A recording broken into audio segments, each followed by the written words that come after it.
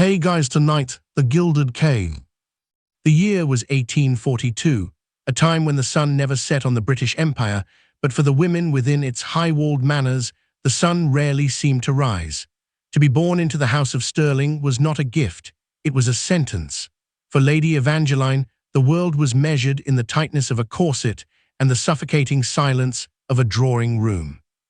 In the mid-19th century, a noblewoman was not a person.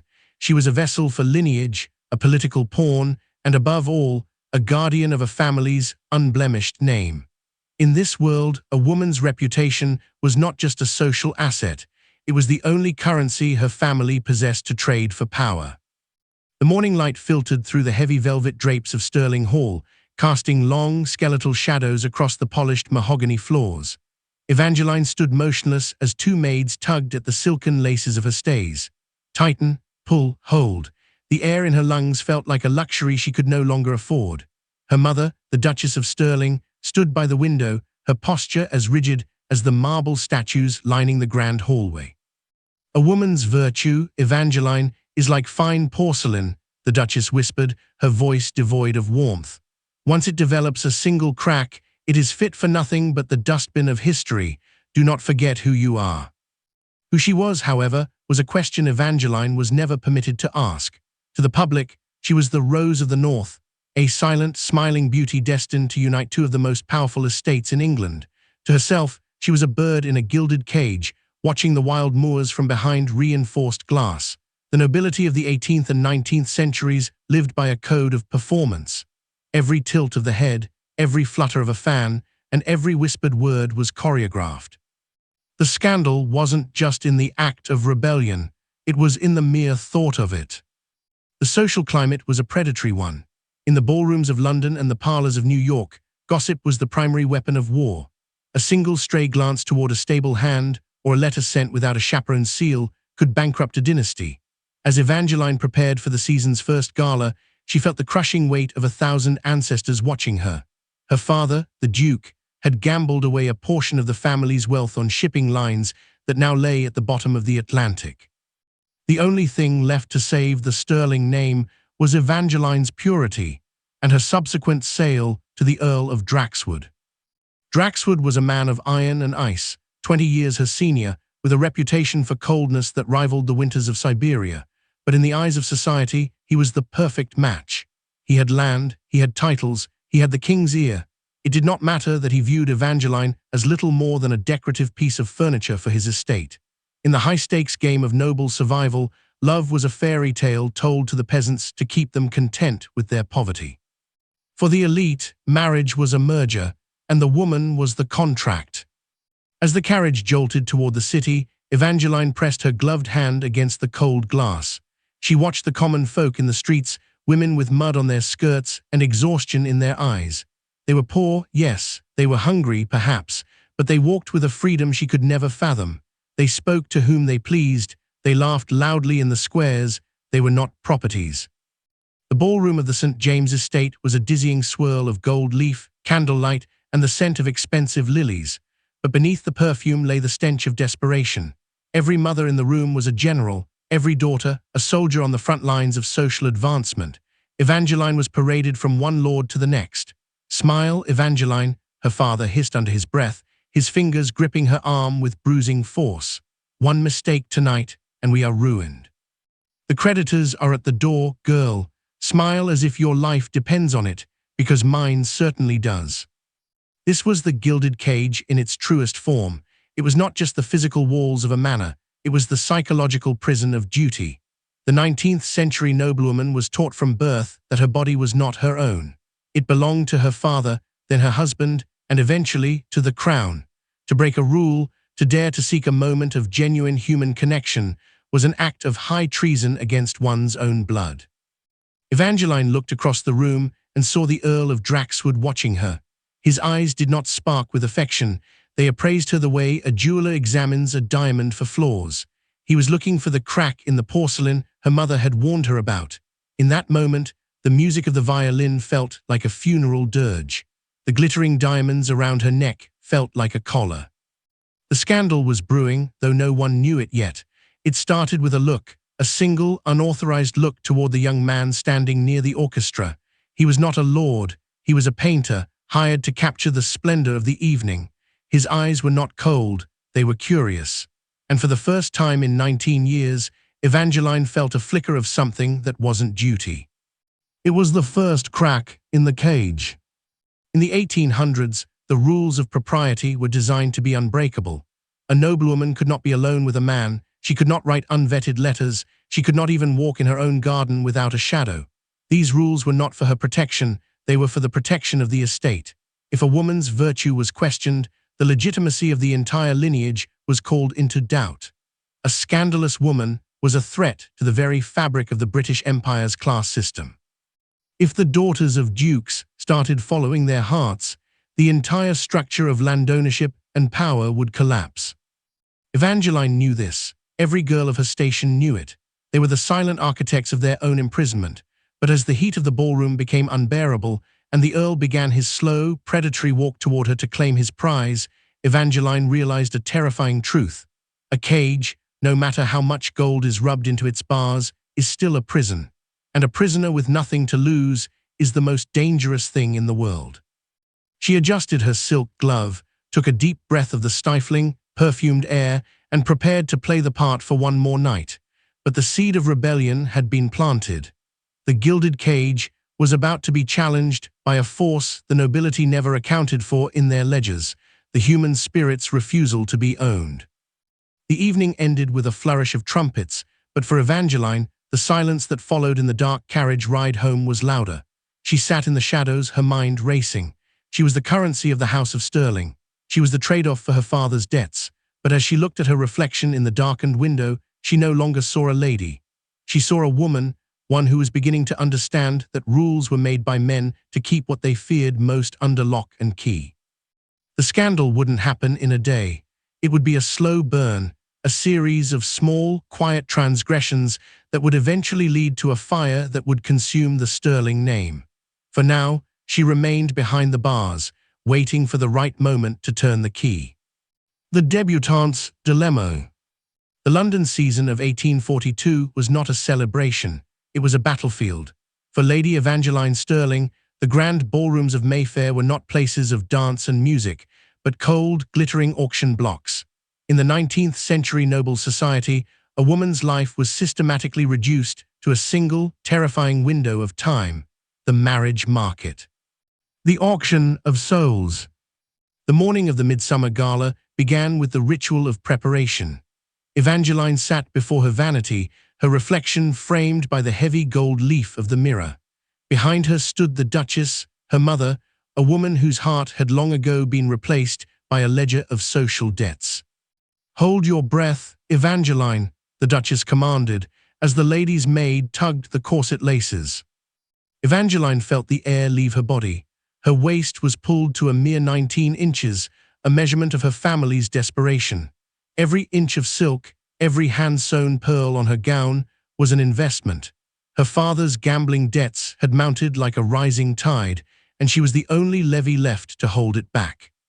"You must understand the stakes," her mother whispered, her voice like the clicking of shears. "The Earl of Draxwood will be watching you tonight. He does not want a wife, he wants a legacy. He wants a woman who can carry his name without a single tremor of scandal.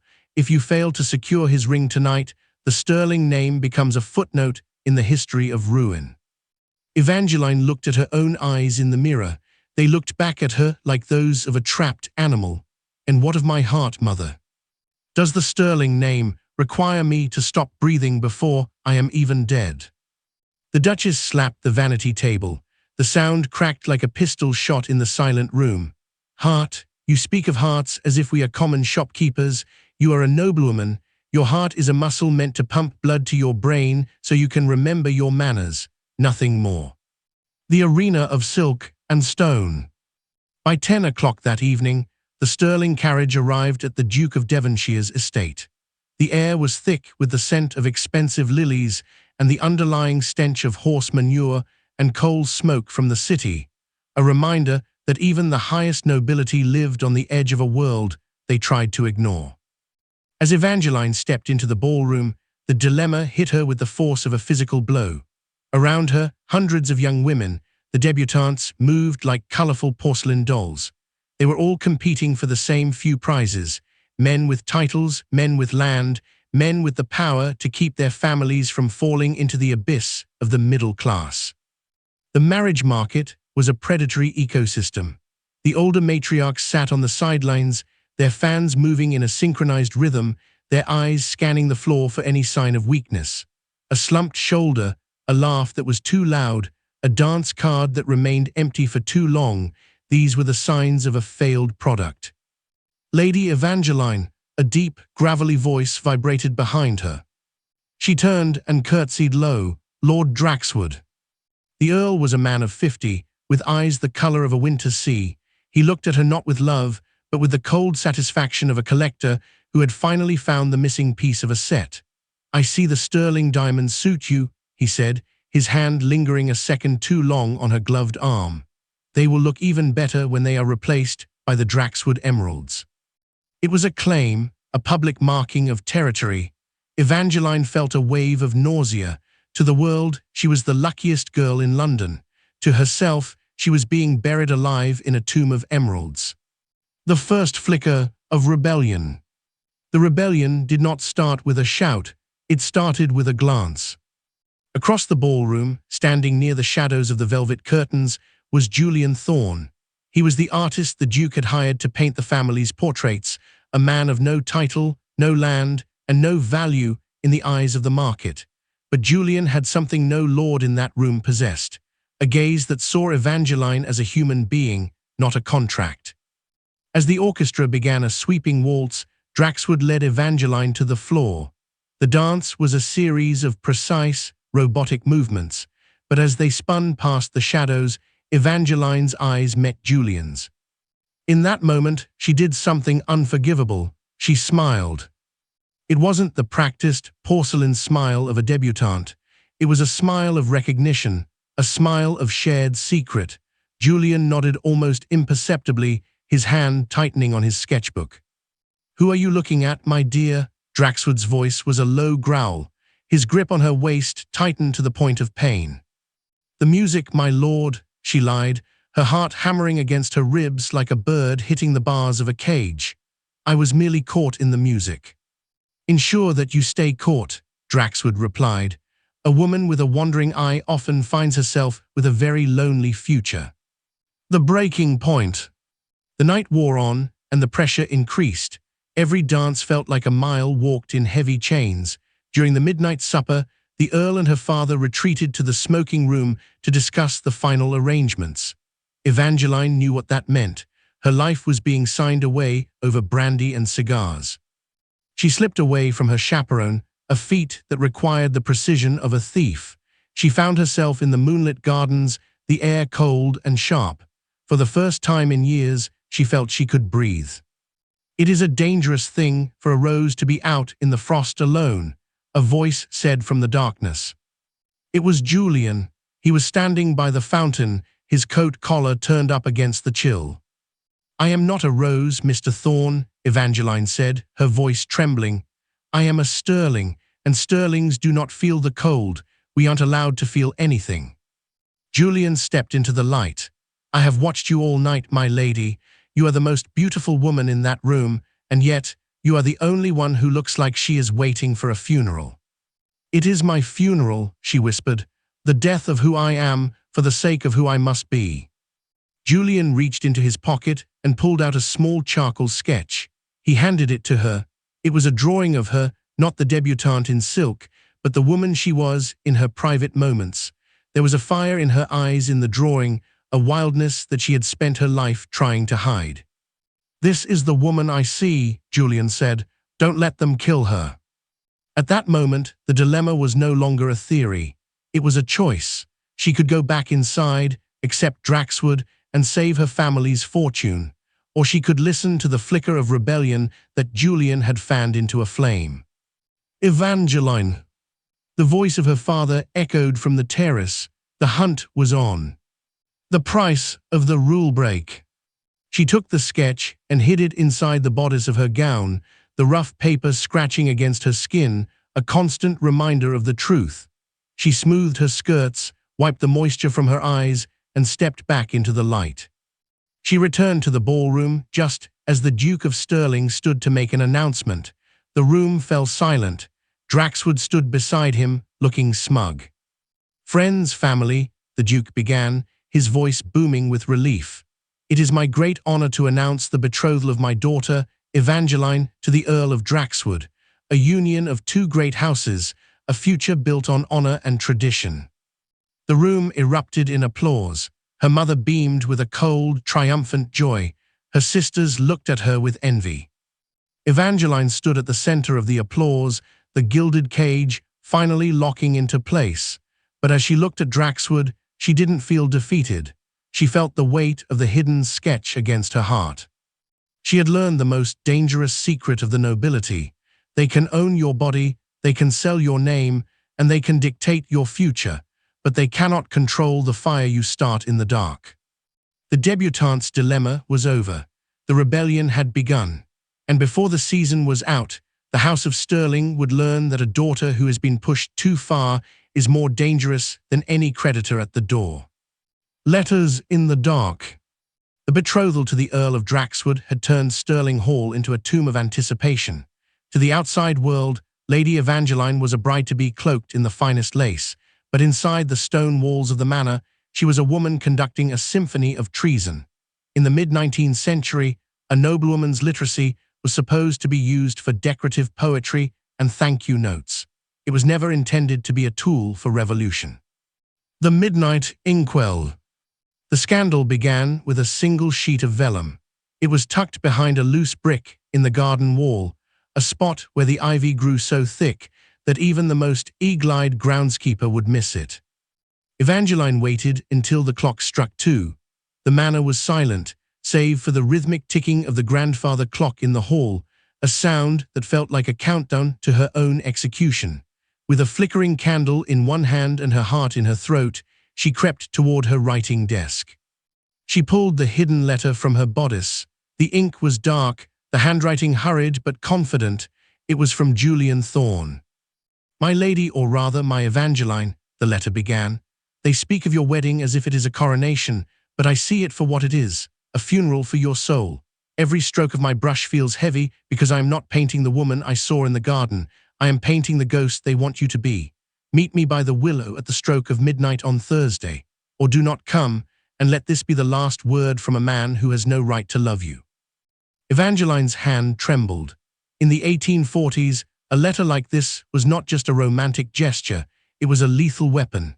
If her father found this paper, Julian would be imprisoned or worse, and Evangeline would be sent to a sanitarium or forced into an immediate, private marriage with Draxwood to scrub the stain from her reputation. A noblewoman's bloodline was a sacred chain. To introduce the common blood of a painter into the Stirling lineage was an act of biological and social sabotage. The architecture of deceit. For 3 weeks, the letters in the dark became Evangeline's only source of oxygen. She developed a sophisticated system of deception. She would spend her afternoons in the library, ostensibly studying domestic management to prepare for her role as a countess. In reality, she was drafting responses to Julian. She wrote about her fears. She wrote about the gilded cage and the crushing weight of the Stirling crown. But most importantly, she wrote about a world where she wasn't a lady, just a woman who wanted to see the mountains of Italy and the streets of Paris without a chaperone. "Julian," she wrote, her quill scratching fiercely against the paper, "the Earl bought me a necklace today, rubies as red as the blood he expects me to provide for his heirs. He speaks of bloodlines as if we are horses in a stable. If only he knew that my heart has already deserted his camp. If only he knew that I would trade every ruby in the Draxwood vault for 1 hour of the freedom you describe." She hid her inkwell inside a hollowed-out book of sermons, the one place she knew her mother, the Duchess, would never look. The shadow in the hallway. The danger of forbidden correspondence is that it leaves a paper trail, and in a house with 20 servants, someone is always watching. One evening, as Evangeline was returning from the dead drop in the garden, she encountered Mrs. Halloway, the head housekeeper. Mrs. Halloway had been with the Sterlings for 40 years. She was a woman of iron discipline and ancient loyalties. "The night air is damp, my lady," Halloway said, her eyes fixated on the slight bulge in Evangeline's pocket. "It would be a shame if your health failed so close to the wedding, or if your reputation caught a chill." It was a warning, a subtle, terrifying squeeze. Evangeline realized then that she wasn't just fighting her parents or the Earl. She was fighting an entire social machinery designed to crush outliers. The servants, the neighbors, the vicar, they were all part of the cage. The discovery. The breaking point arrived on a Tuesday. The Earl of Draxwood had come for dinner, bringing with him a legal document, the marriage settlement. It was a cold, brutal contract that outlined exactly how much money the Sterlings would receive and exactly how many heirs Evangeline was expected to produce. As the men retreated to the library for cigars, the Duchess decided to inspect Evangeline's chambers. It was a search for unbecoming influences, a common practice for mothers of the nobility. Evangeline arrived at her room just as the Duchess was reaching for the hollowed-out book of sermons. "Mother, no." The Duchess froze. She slowly pulled the book from the shelf. It fell open, revealing not a prayer, but a folded, ink-stained letter. The air in the room seemed to vanish. The Duchess read the letter in silence. Her face didn't turn red with anger. It turned white with a cold, murderous calculatedness. She looked at the letter, then at her daughter. "You would trade a centuries-old bloodline for the scribblings of a beggar," the Duchess whispered. "You would ruin your sisters. You would make your father a laughingstock in the House of Lords." "I would be happy, Mother," Evangeline said, her voice cracking. "Happiness is a peasant's luxury," the Duchess hissed. She walked to the fireplace and tossed the letter into the flames. Evangeline watched as Julian's words turned to grey ash. "This never happened. You will not leave this room until the wedding day. And as for your painter, if I see his name in this house again, I will ensure he is charged with the theft of the sterling jewels. Do you understand?" The final secret. The Duchess left, locking the door from the outside. Evangeline stood in the center of her darkened room. The letters in the dark were gone. Her connection to the outside world was severed. But the Duchess had made one mistake. She had only found one letter. Evangeline reached under the floorboard beneath her bed. She pulled out the final letter Julian had sent. It wasn't a poem. It wasn't a declaration of love. It was a map. The letters in the dark had served their purpose. They had been the bridge between her prison and her escape. The scandal was no longer about a forbidden correspondence. It was about to become a forbidden disappearance. As the fire in the hearth died down, Evangeline began to pack a single, small bag. The centuries-old bloodline was indeed under threat, not by a painter's ink, but by a woman's refusal to be a silent link in a chain of gold and misery. Whispers at the Opera. While the midnight carriage raced toward the coast, the heart of London remained oblivious for a few fleeting hours. But in the world of the highborn, secrets have a way of bleeding through the walls of even the most fortified manors. By the following evening, the disappearance of Lady Evangeline Sterling had transformed from a private family crisis into a public execution of reputation. The venue for this social slaughter was none other than the Royal Opera House, the ultimate theatre of judgment, where the elite gathered to watch performances on stage while performing much more dangerous dramas in their private boxes. The architecture of rumor. The atmosphere at the opera that night was electric, charged with a predatory energy. In the 19th century, the opera was not merely about the music, it was about the gaze. It was a place to see who was present, who was absent, and who was whispering to whom. When the Sterling family box, usually the centerpiece of the grand tier, remained shrouded in darkness, the whispers began. "Have you heard?" Lady Featherstone whispered behind a fan of ostrich feathers, her eyes darting toward the empty Sterling seats. "They say the girl didn't just leave, they say she was stolen, or worse, she went willingly." "Willingly," replied the Countess of Morley, leaning in so close their powdered wigs almost touched. "With a painter, a commoner with nothing but a brush and a scandalous lack of ancestry, If it's true, the Duke might as well burn Stirling Hall to the ground. There is no coming back from such a stain. This was the whisper at the opera, a weapon more destructive than any physical blade. In the rigid hierarchy of the nobility, a woman's honor was a fragile glass structure. Once shattered, it could never be mended, only swept away. The rumors acted like a wildfire, leaping from box to box, fueled by the invisible ink of social malice. The arrival of the scorned groom. The tension reached a breaking point when the Earl of Draxwood entered the theatre. He did not hide in shame. Instead, he walked with a terrifying, cold dignity, taking his seat in the front row. His presence was a defiance. He was there to show the world that while his bride-to-be might be a degenerate, he was still an immovable pillar of the British Empire. However, behind his mask of stone, Draxwood was a man consumed by a silent, murderous rage. To him, Evangeline's flight was not an act of love, it was a breach of contract. He had purchased a bloodline, and the merchandise had fled before the transaction was complete. In the eyes of the men in the smoking room, he was a man who couldn't control his own property. And in 1842, there was no greater humiliation for a nobleman. "He looks as if he's ready to hang the next person who mentions her name," whispered a young viscount, adjusting his monocle. "I heard he's hired the Pinkertons," another replied. "They say he doesn't want her back for marriage, he wants her back for the asylum. He'll have her declared insane. It's the only way to save his own dignity, to say she was mad, not rebellious." The social autopsy. As the soprano's voice filled the hall with a tragic aria, the audience wasn't listening to the music. They were performing a social autopsy on the House of Stirling. Every past mistake of the Duke, every cold look from the Duchess, was now re-examined through the lens of Evangeline's scandal. This is where the rules showed their true teeth. The nobility was a collective. When one member broke the rules so spectacularly, it threatened the validity of everyone else's status. If a duke's daughter could run away with a pauper, then what was the point of the titles? What was the point of the land? The scandal was an existential threat to their very existence. In the back of the theatre, the servants and the carriage drivers also whispered. Their gossip was different, less acidic, more curious. To them, Evangeline was a legend in the making.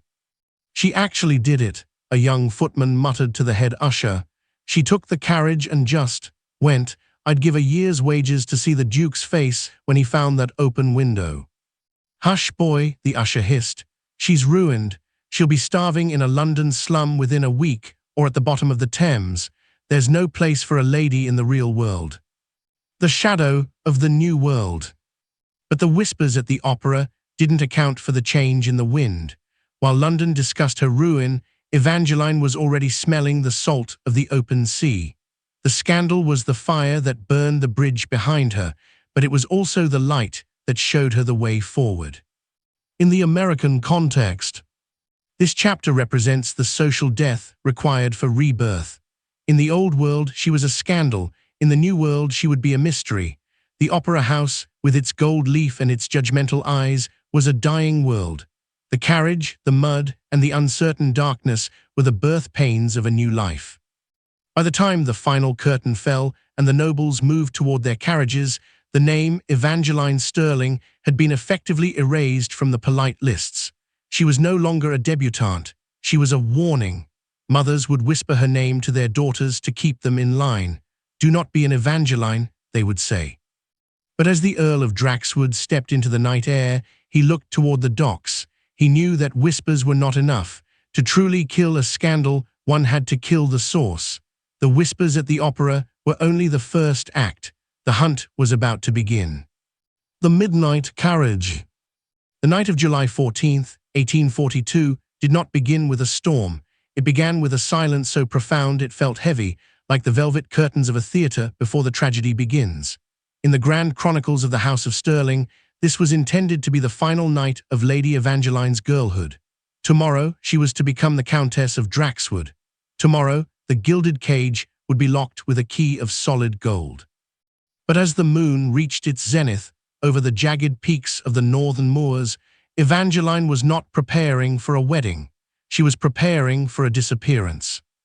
The ritual of departure. Inside her chambers, The air was stagnant, smelling of lavender and the iron scent of a dying fire.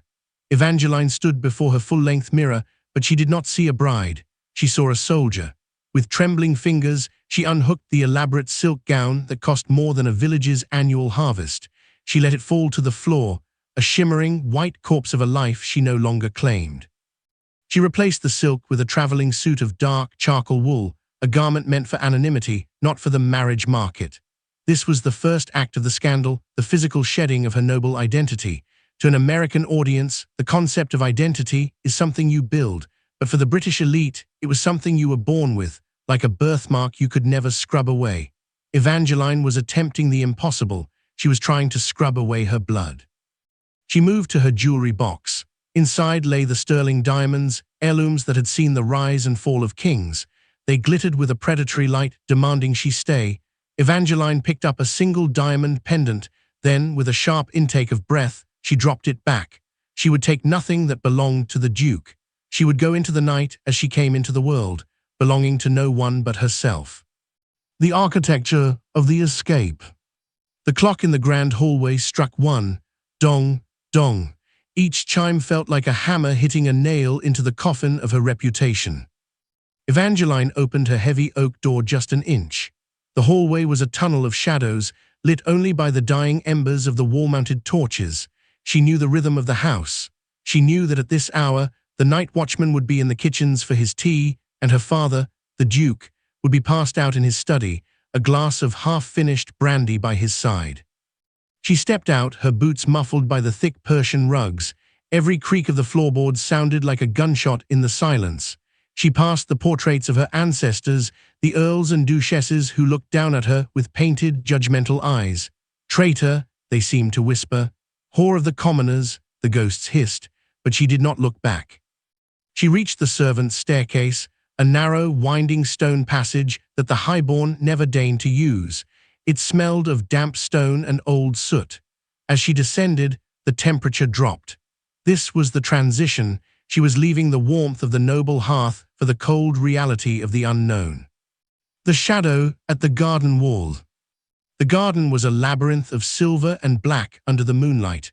The scent of rain-drenched roses was overwhelming. Evangeline ran, not with the grace of a lady, but with the desperation of a fugitive.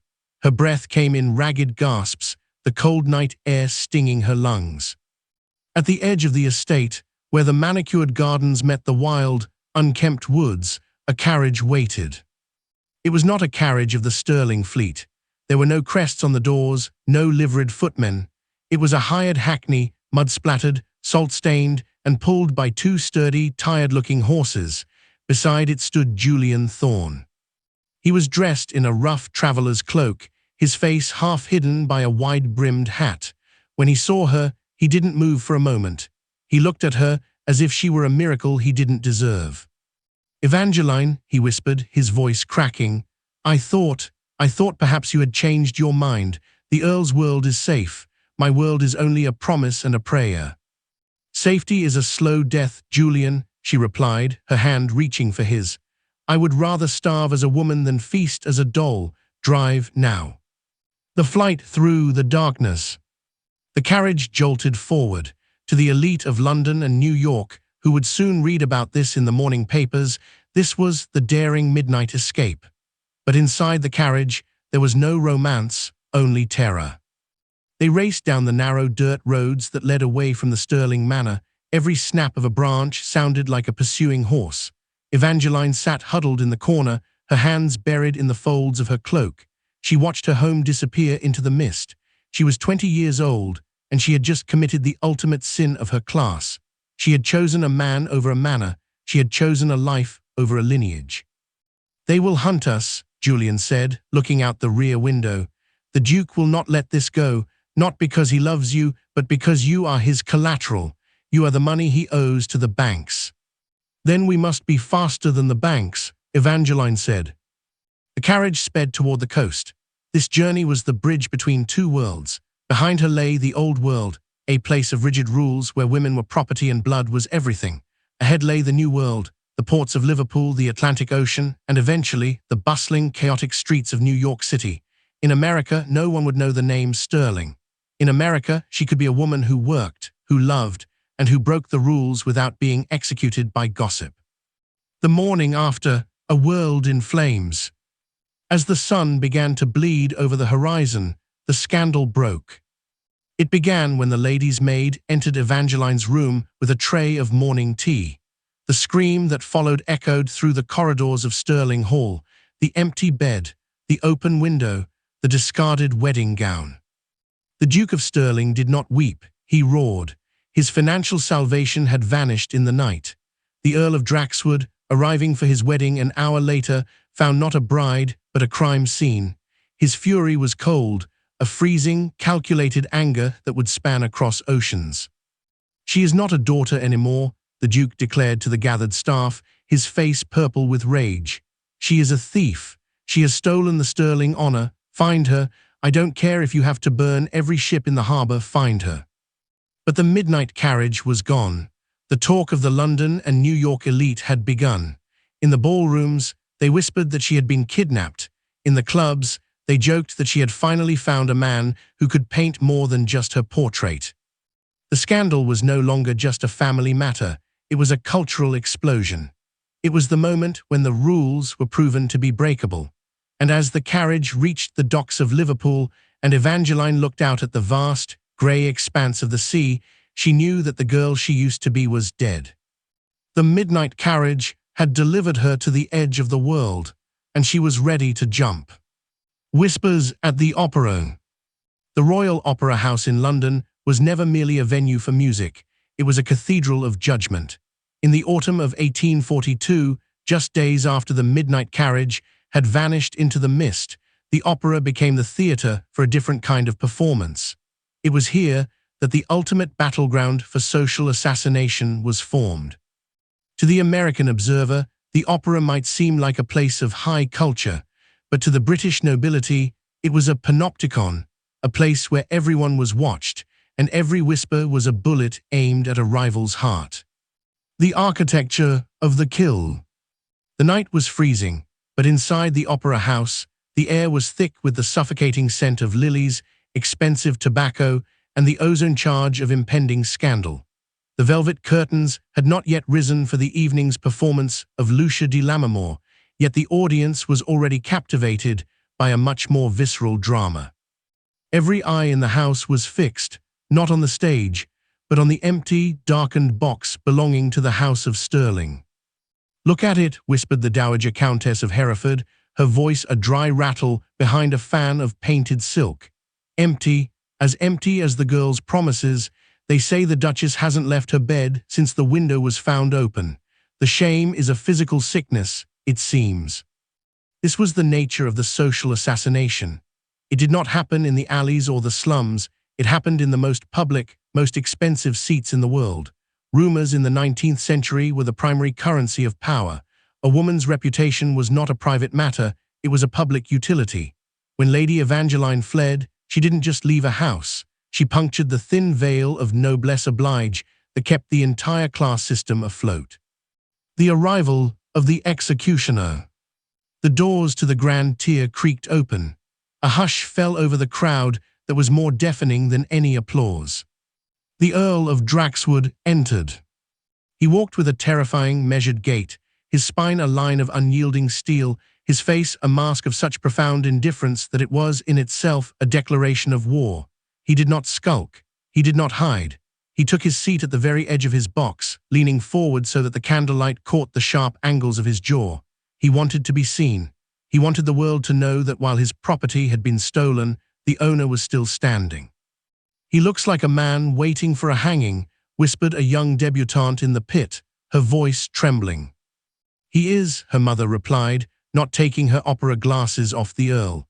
"He is waiting for the hangman to find the girl, and make no mistake, he will. A man like Draxwood does not lose a prize and simply walk away. He will spend every shilling of his fortune to turn her into a ghost." The weaponization of the whisper. The performance on stage began, but the music was merely background noise to the social battleground. In the darkened boxes, the assassination was reaching its climax. "I heard she didn't go with a painter at all," hissed a baronet to his mistress. I heard she was pregnant with a groom's child. The painter is just a cover, a story the Duke invented to make the shame feel artistic." "No, no," replied another. "The story from the servants is that she took the sterling diamonds with her. She's not just a rebel, she's a thief. They've contacted the New York police. The moment she steps off the boat, she'll be in irons." This was how rumors worked in the noble families. They were designed to be lethal. By turning Evangeline from a woman seeking freedom into a thief or a degenerate, the society protected itself. If she was a criminal, they didn't have to face the fact that she was simply a woman who found their world intolerable. Social assassination was a form of containment. If you destroy the character of the rebel, you destroy the power of the rebellion. The Invisible War. By the time the second act began, the Sterling family name had been effectively dismantled. The whispers had traveled from the boxes to the pit, and from the pit to the gallery where the servants sat. In the 1840s, there was no delete button for a scandal. Once a name was spoken in the opera house with that specific, biting tone of mockery, it was finished. The House of Sterling, a lineage that dated back to the Crusades, was being erased by the movement of fans and the clicking of tongues. But then something happened that no one expected. During the interval, a small, unassuming man in a plain black coat entered the Earl of Draxwood's box. He whispered something into the Earl's ear. For the first time in his life, the Earl's mask slipped. His hand gripped the velvet railing so hard that the wood groaned. The whisper traveled like a shockwave. "They found the carriage," the word went out. "It was found at the docks, empty, but they found a letter addressed to the Earl." The rumors shifted instantly. The battleground changed. Now it wasn't just about the girl's shame, it was about her defiance. The letter, allegedly, told the Earl that he could keep the diamonds, keep the lands, and keep his title, but he would never, as long as he lived, keep her. The aftermath of the opera. When the final curtain fell, the audience did not leave with the music of dynasty in their heads. They left with the blood scent of a scandal that had gone global. The opera had done its job. It had taken a private act of rebellion and turned it into a public assassination. Lady Evangeline was now a myth, a warning to every daughter in the room. She was the woman who broke the rules and in doing so burned down her father's house. But as the carriages lined up outside in the rain and the nobles huddled in their furs, a realization began to dawn on the younger generation. They looked at the empty sterling box, and then they looked at the cold, lonely figure of the Earl of Draxwood. Perhaps they thought the assassination hadn't worked. Perhaps the person who was truly dead was the one staying in the box, while the one who fled was the only one truly alive. The whispers at the opera would continue for years. They would cross the Atlantic to the parlors of New York and the salons of Paris. But the battleground was no longer London. The battleground was now the open sea, and a new world where whispers had no power over a woman who had already lost everything and gained herself. The dowry trap. In the mid-19th century, the glittering facade of noble marriage was built upon a foundation of cold, hard mathematics. To the Romantic poets, marriage was a union of souls, but to the solicitors and patriarchs of the highborn, it was a dowry trap. This was the financial mechanism, the invisible shackles that transformed women from human beings into collateral. To understand the scandal of Lady Evangeline, one must first understand the ledger of her life. For in this world, a woman was worth exactly the weight of her inheritance, and once that weight was transferred to a husband, she effectively ceased to exist under the law. The ledger of a lady. The dowry trap began long before the wedding bells rang. It started in the dusty law offices of London and the private libraries of New York, where men in spectacles drafted settlements. Evangeline's dowry was a staggering sum, £50,000, an amount that could buy a small city. But this money was never intended for her. It was a bribe paid by her father, the Duke, to the Earl of Draxwood. The trade was simple. The Duke paid the Earl to take his daughter off his hands and provide her with a title that would save the family's social standing. In the eyes of the law, once the marriage was consummated, every penny of that dowry, and every piece of jewelry, every stitch of clothing, and every future inheritance belonged entirely to the husband. Pause for 1.5 seconds. Invoice generator. "It is for your protection, Evangeline," her father had said, his voice echoing in the cold library weeks before her flight.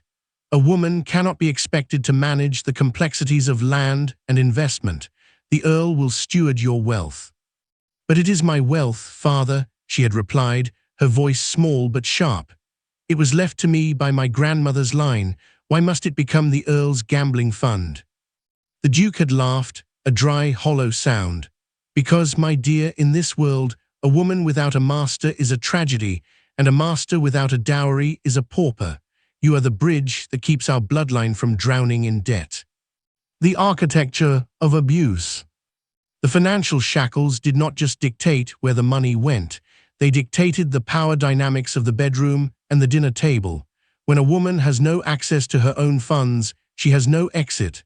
This was the trap. For many noblewomen of the 1840s, this led to alliances that were not just loveless, but profoundly abusive. If a husband was a drunkard, a gambler, or a man of violent temper, the wife had no recourse. She could not buy a ticket to leave. She could not hire a lawyer, for she had no money to pay him. She was, quite literally, a prisoner of her own dowry. The Earl of Draxwood knew this well. He did not view Evangeline as a partner. He viewed her as a revenue stream. His estates were crumbling, his mines were failing, and his lifestyle was fueled by credit. Evangeline's £50,000 was the fuel he needed to keep his engines of vanity running. This is the dark secret of the noble scandal. When a woman like Evangeline runs away, the society doesn't just mourn the loss of her virtue, they mourn the loss of the capital. Her flight was a bank robbery in the eyes of the elite. She was the gold that was supposed to stay in the vault. The hidden rebellion of the purse. Because the law was so rigid, noblewomen became masters of financial treason. This was the hidden side of the dowry trap. Evangeline had watched her Aunt Elena for years. Elena had survived 3 husbands, and she had done it by learning to hide money. She would overcharge the household accounts for groceries and linens, siphoning off a few shillings here and a few pounds there. She would sell her smaller jewels and replace them with glass fakes, burying the real gems in the garden or hiding them in the linings of her winter coats. "Never let a man know how much you are truly worth," Elena had whispered during one of their secret teas. "They look at our dowries and see a feast. We must look at our dowries and see a weapon. If you ever need to run, Evangeline, you cannot do it on a lady's grace. You need the cold, hard metal of the common man." This was why Evangeline's escape was so shocking to the London elite. She hadn't just run away, she had managed to secure a small portion of her own inheritance through a series of complex maneuvers and the help of a sympathetic clerk. She had broken the trap before she ever stepped into the midnight carriage. The price of freedom. In America, the concept of the dowry was already beginning to fade, replaced by the more modern marriage contract, but the echoes remained. To the American audience, Evangeline's struggle represents the birth of financial autonomy. The dowry trap was designed to keep the nobility static, to keep the land and the money in the hands of a few families forever. By refusing to be the collateral, Evangeline wasn't just breaking a heart, she was breaking an economic system. When the news hit the New York papers, the headline didn't just mention her name, it mentioned the amount. The £50,000 fugitive, they called her. In the eyes of the world, her value was still a number. But as she stood on the deck of the ship bound for the New World, Evangeline took her remaining jewelry, the small hidden pieces Elena had helped her save, and realized that for the first time in her life, she wasn't a settlement. She was a woman with the means to decide her own fate. The financial shackles had been cut, but the scars remained. The Earl of Draxwood was now a man with a massive debt and no way to pay it. His fury was not born of heartbreak, it was born of bankruptcy, and a man with nothing to lose and a debt to settle is the most dangerous predator of all. The dowry trap had failed to hold her, but the hunt for the lost capital was only just beginning. The French Connection. In the autumn of 1842, while the House of Stirling was still reeling from Evangeline's disappearance, a new shadow fell across the noble houses of London. It arrived in the form of the Comtesse de Valois, a woman whose very presence introduced the British elite to the continental style of scandal. If the English were masters of the silent cage, the French were the architects of the liaisons dangereuses. This was a world where desire was not a sin to be hidden, but a game to be played with the precision of a fencing match. The Comtesse did not just bring French lace and perfumes. She brought a philosophy that threatened to burn down the rigid moral foundations of the Victorian era. The arrival of the siren. The Comtesse arrived at the peak of the season, invited by a distant cousin who had underestimated the woman's appetite for chaos. In the drawing rooms of Mayfair, she was a sensory shock. Where English noblewomen wore high collars and spoke in hushed, tonal whispers, the Comtesse wore silks that seemed to cling like a second skin and spoke with a candor that made the elderly dukes choke on their port. "Your London is so grey," she remarked at her first gala, her voice a low, melodic purr that bypassed the ears and went straight to the nerves. "You treat your hearts like your bank accounts, always calculating the interest, never spending the principal. In Paris, we know that a heart unused is a heart that rots." This was the French connection. It was the introduction of the idea that a noblewoman's life did not have to be a choice between total submission and total ruin. In France, the liaison, the discreet, sophisticated affair, was an accepted, almost expected, part of high society. But in London, such a notion was social dynamite. The dangerous philosophy. The Comtesse quickly became the center of a secret salon. Younger noblewomen, stifled by the dowry trap and the gilded cage, began to gather in her chambers under the guise of French lessons.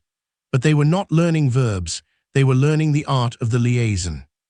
"You must understand," the Comtesse told a group of wide-eyed debutantes, "that your husband is for your title, your lover is for your soul. To confuse the two is a bourgeois mistake. The rule is simple: be a perfect statue in the ballroom and a wildfire behind the locked door. The scandal is not in the act. The scandal is in being caught by someone less clever than yourself." For the American audience, this chapter represents the conflict of morality. It pits the rigid, puritanical roots of Anglo-American society against the liberated, cynical sophistication of old Europe. The Comtesse was the catalyst who showed the women of London that they could lead double lives without the messy necessity of running away to the New World. The scandal of the red ribbon. The French connection reached its boiling point during the Duchess of Sutherland's masquerade ball. It was a night of masks and shadows where the rules of identity were temporarily suspended. The Comtesse appeared dressed as the spirit of the revolution, a provocative choice that did not go unnoticed. The scandal erupted when the Comtesse was discovered in the moonlit conservatory with none other than the younger brother of the Earl of Draxwood. This was not a mere flirtation. It was a calculated strike against the family that had been most vocal about purity and bloodlines. Pause for 2 seconds in voice generator. When the lights were brought in, she did not blush, she did not cry, she simply adjusted her mask and smiled at the gathered crowd. "Why do you look so horrified?" she asked, her voice ringing out across the silent garden. "I have only done in the light what all of you do in the dark. I am simply the only one brave enough to dispense with the candles." The fallout was immediate. The Comtesse was requested to return to Paris by the end of the week, but the damage was done. The French connection had planted a seed of rebellion that no amount of social shamming could uproot. She had introduced the continental notion that rules were not divine laws, they were merely suggestions for the unimaginative. The echo across the sea. The news of the Comtesse's behavior crossed the Atlantic faster than any merchant ship. In New York, the Knickerbocker elite read about the scandal with a mixture of horror and secret envy. For Evangeline, now hiding in the bustling crowds of the American ports, the story of the Comtesse provided a different kind of hope. It taught her that the noble rules were local, not universal. If a woman in Paris could be celebrated for the very things that would get a woman in London hanged, then morality was nothing more than geography. The Comtesse de Valois left England in a cloud of perfume and whispers, but she left behind a generation of women who were no longer content with their cages. She had shown them that the liaisons dangereuses were not just stories in books, they were a way of reclaiming a stolen life. The French connection was the final blow to the Sterling family's reputation. If their daughter's flight was a tragedy, the Comtesse's presence was a farce that made their virtue look like a joke. The Earl of Draxwood, now humiliated twice, once by his bride and once by his brother's lover, became a man possessed. He no longer wanted justice, he wanted a massacre of the spirits that had defied him. As the Comtesse's ship pulled away from the white cliffs of Dover, she looked back at the grey island and laughed. "Poor England," she whispered, "so many rules. And so little time to break." A waltz with scandal. In the rigid architecture of Victorian high society, a ballroom was never just a place for music and dance. It was a courtroom. It was a strategic battlefield where every movement of a silken fan, every tilt of a powdered chin, and every centimeter of distance between a lady and a gentleman was scrutinized by 1,000 judging eyes. To the outside world, the Winter Ball of 1842 was a display of supreme elegance, but inside the grand hall of the Sutherland estate, it became the setting for a waltz with scandal. This was the moment a single physical gesture broke the unspoken laws of modesty, a rebellion that spoke louder than any words ever could. The fortress of propriety. The atmosphere was stifling, thick with the scent of 1,000 beeswax candles and the heavy floral perfume of white lilies. Under the immense crystal chandeliers, the nobility moved like clockwork automatons. The rules were absolute. A lady's hand must always be gloved, her eyes must remain cast downward, and she must never, under any circumstances, show a flash of genuine emotion. To breathe too deeply was considered improper, to laugh too loudly was a scandal. Standing at the edge of the dance floor was Lady Diana Stanhope, the closest confidant of the fugitive Evangeline Sterling. Ever since Evangeline's flight, the social atmosphere had turned from cold to glacial. The chaperones, or the vultures, as Diana called them, sat in a line along the walls, their fans snapping open and shut like the jaws of predators. They were waiting for a slip, a crack in the porcelain, a reason to destroy another young woman's future. Diana felt the weight of her own chains. She was betrothed to a man 30 years her senior, a man whose touch felt like cold marble. As the orchestra began to tune their violins, she realized that tonight was not about celebration. It was about survival. The arrival of the incendiary. Then the heavy oak doors swung open. Through the crowd stepped Captain Julian Vane, a man with no title to his name, only a reputation for bravery and a total disregard for the social contract. He had just returned from the frontiers, and in a room full of pale, stagnant lords, he looked like a fire that had accidentally wandered into a library. He did not wait for an introduction. He did not seek the permission of a father or a brother. He walked straight to Lady Diana, and in front of the entire British elite, he did the unthinkable. He bowed, not to the Duchess, but to Diana herself. Pause for 2 seconds, in voice generator. The room went silent. The music of the violins seemed to falter. In the 19th century, such a direct approach was a physical assault on etiquette, but Vane was not finished. As the orchestra struck the first chords of a fast, rhythmic waltz, he extended his hand. "They say this dance is too dangerous for a lady of your station, Diana," he said, his voice carrying through the quiet hall like a thunderclap. "They say it makes the blood move too fast. Tell me, are you afraid of the speed?" The dance of defiance. Diana looked at the chaperones. She saw her mother's face turn a ghostly white. She saw the Earl of Draxwood's eyes narrow with a murderous glint. If she took his hand, she was inviting social assassination. If she stayed, she was accepting a life of silence. She stripped off her silk glove, slowly, deliberately, and dropped it to the floor. A collective gasp went up from the crowd.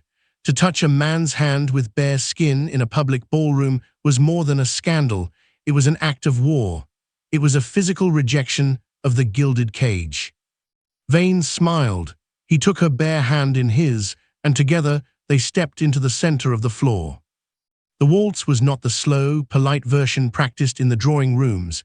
It was the continental waltz, fast, dizzying, and intimate. As they spun, the layers of Diana's silk skirt flared out, brushing against the legs of the other dancers.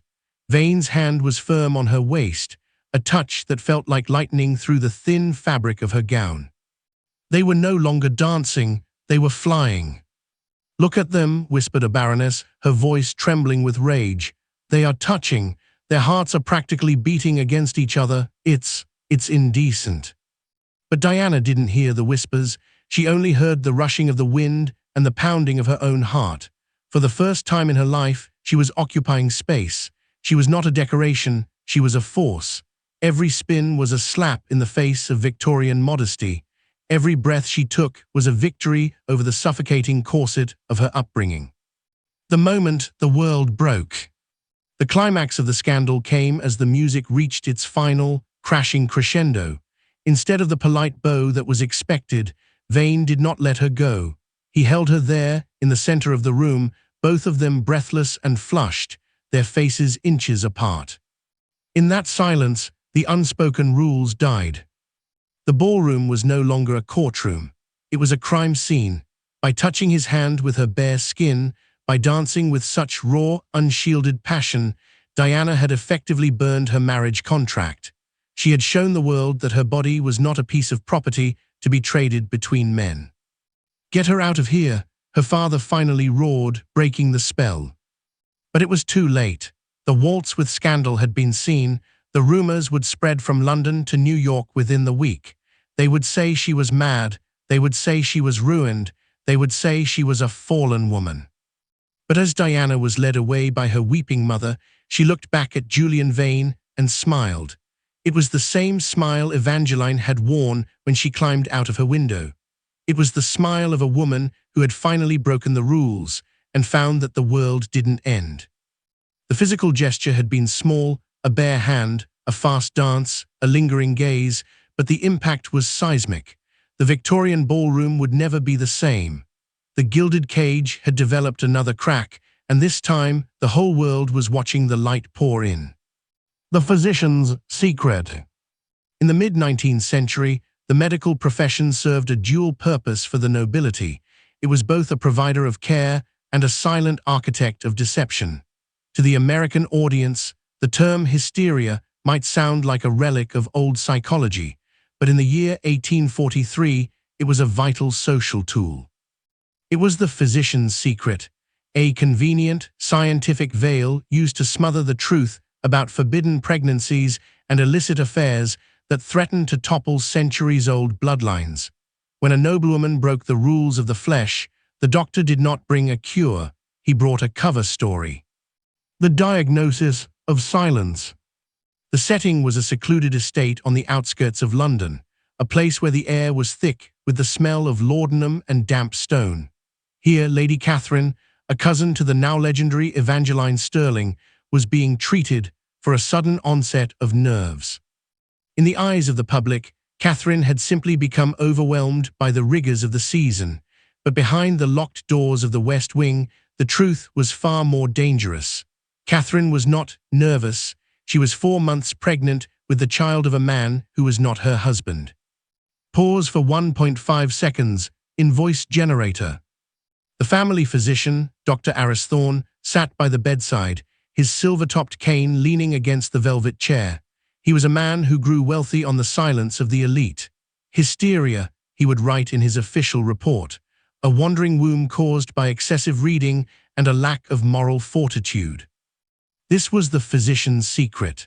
By labeling a woman's rebellion or her physical reality as a mental illness, the family could hide her away in a sanitarium or a countryside retreat until the evidence of her illness, the child, could be quietly removed and placed in a distant orphanage. The architecture of the cover-up. The 19th century medical system was built to protect the patriarchal estate. If a noblewoman had an affair, it wasn't just a moral failing, it was a biological threat to the inheritance laws.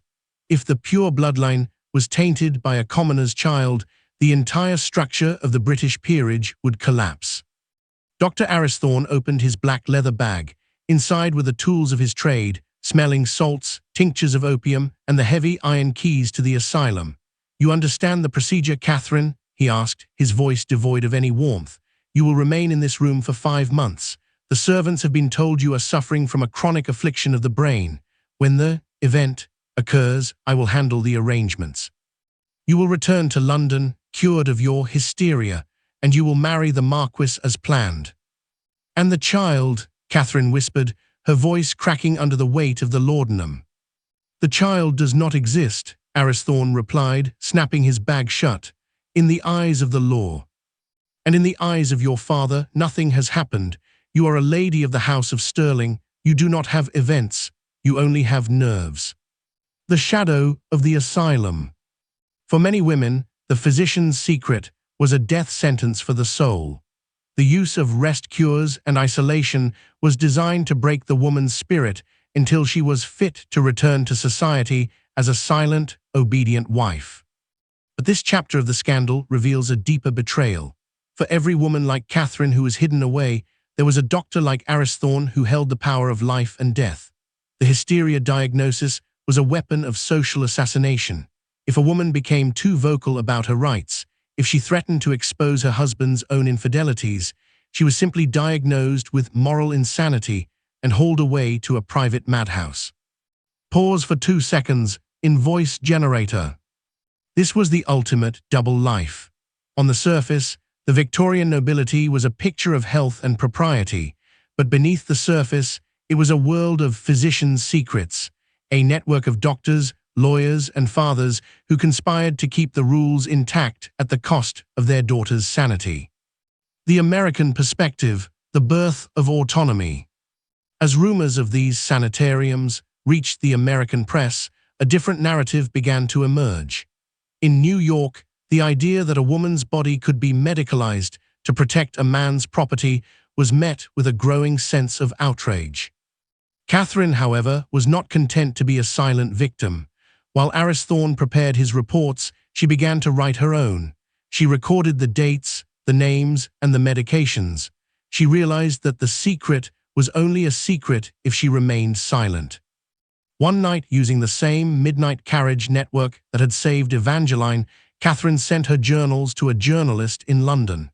She didn't just expose her own pregnancy, she exposed the industry of deception. She exposed the fact that hysteria was the code word for inconvenient truth. The collapse of the veil. When the scandal finally broke, it wasn't a whisper at the opera, it was a scream in the newspapers. The physician's secret was out. The public learned that their noble leaders were not more moral than the common folk. They were simply better at hiring doctors to hide the evidence. Dr. Aristocratic fled to the continent, but the damage was done. Catherine did not marry the Marquis. She did not return to the ballroom. She disappeared, much like Evangeline, into the fog of the Atlantic. This moment in history marked the beginning of the end for the medicalization of modesty. It proved that a gilded cage made of medical labels was still a cage, and that once the secret was told, the bars could never be rebuilt. The scandal was no longer about a woman's hysteria. It was about a society's pathology, and as the sun rose over the secluded estate, the doors were finally unlocked. The physician's secret had become the public's outrage. Shattered porcelain. In the year 1843, the concept of divorce was not a legal remedy, it was a social execution. To the nobility, a marriage was like a piece of priceless Ming porcelain. It was valued for its antiquity, its fragility, and above all, its outward perfection. But when that porcelain shattered in the public courts, the shards were sharp enough to draw blood from everyone involved. This was the violent social fallout of the high-profile divorce, a moment when the private sins of the elite were dragged into the cold, unforgiving light of the British justice system. For Lady Isabella Vane, the courtroom was not a place of justice, it was a theater of humiliation. The legal guillotine. In the mid-19th century, a woman did not sue for divorce. Under the laws of coverture, she had no legal personhood. To obtain a divorce, a husband had to prove his wife's adultery in a public court, a process known as criminal conversation. It was a trial where the wife was not even allowed to testify in her own defense. She was the subject of the trial, yet she was legally silent, a ghost watching her own dismemberment. The Vane versus Vane case became the trial of the decade. Lord Arthur Vane, a man whose own infidelities were whispered about in every club in St. James, had accused Isabella of gross misconduct with a French tutor. His goal was not just to end the marriage, it was to reclaim her dowry and strip her of her children. Pause for 2 seconds, in voice generator. The law, the presiding judge barked, his wig trembling with indignation, does not concern itself with the happiness of a wife. It concerns itself with the purity of the lineage. If the porcelain is cracked, it must be discarded, not for the sake of the clay, but for the sake of the master who owns it. The spectacle of shame. The courtroom was packed to the rafters. Members of the House of Lords sat shoulder to shoulder with common street hawkers, all of them eager to hear the salacious details of a noblewoman's downfall. This was the true shattering. In the 1840s, there was no right to privacy. Letters were read aloud, chambermaids were bribed to describe the state of the bedsheets, and the most intimate moments of a woman's life were turned into cheap entertainment for the masses. Isabella sat in the gallery, her face hidden behind a heavy veil of black lace. She was the shattered porcelain, a woman who had once been the toast of the town, now reduced to a cautionary tale. "Every word they speak is a hammer blow," she wrote in her secret diary that night. "They do not just want to prove I am unfaithful, they want to prove I am inhuman. If they can convince the world I am a monster, they can justify taking my sons away from me. They are not breaking a marriage, they are breaking a mother." The violent fallout. The fallout was not confined to the courtroom. It spilled into the streets of London and the newspapers of New York. The shattered porcelain effect meant that anyone associated with Isabella was also tainted. Her sisters were suddenly uninvited from balls. Her father was forced to resign his seat in Parliament. The scandal acted like a radioactive isotope, poisoning the ground for miles around. In the clubs of the elite, the men laughed over Isabella's French connection. But in the drawing rooms, the women watched in terror. They knew that Isabella was not the only one with secrets. They knew that the public courts were a weapon that could be turned on any of them at any moment. This was the social assassination in its most violent form. Unlike the whispers at the opera, which were subtle and deniable, the divorce court provided a permanent legal record of ruin. Once the judge's gavel fell, Isabella was no longer a lady. She was a pariah. The theft of the children. The most brutal aspect of the shattered porcelain was the legal custody of the children. In 1843, a mother had no legal right to her offspring. After the divorce was granted, Lord Vane exercised his right to prevent Isabella from ever seeing her sons again. "They are my blood," Vane declared to the press, his voice dripping with feigned morality. "I will not have them raised by a woman whose character is as broken as a common streetwalker's. I am the steward of their future. She is merely the vessel that failed." This was the moment the porcelain didn't just break, it was ground into dust. The American audience of the time followed this case with a mixture of fascination and growing horror. It was cases like Isabella that fueled the early women's rights movement in New England. They saw in her the ultimate proof that the gilded cage was not just a social prison, but a legal one. The shards of a new life. Isabella did not sink into the shadows as expected. In a final act of defiance, she took the few shards of her life that remained and did the unthinkable. She spoke back. She published her own account of the trial, a vindication of a wife, in an American newspaper. She detailed her husband's cruelty, his debts, and the hypocrisy of a system that allowed a man to be a sinner while demanding a woman be a saint. She was still ruined, she was still exiled, but by speaking, she turned the shattered porcelain into a weapon. If she was broken, she would make sure the system that broke her was exposed for its own rot. The violent social fallout eventually subsided, but the landscape was changed forever. The Vane divorce proved that the noble rules were not sustainable. You cannot treat human beings like decorative objects without expecting them to eventually strike back. Isabella Vane disappeared from the London records, but her name lived on in the whispers of every woman who walked into a courtroom from that day forward.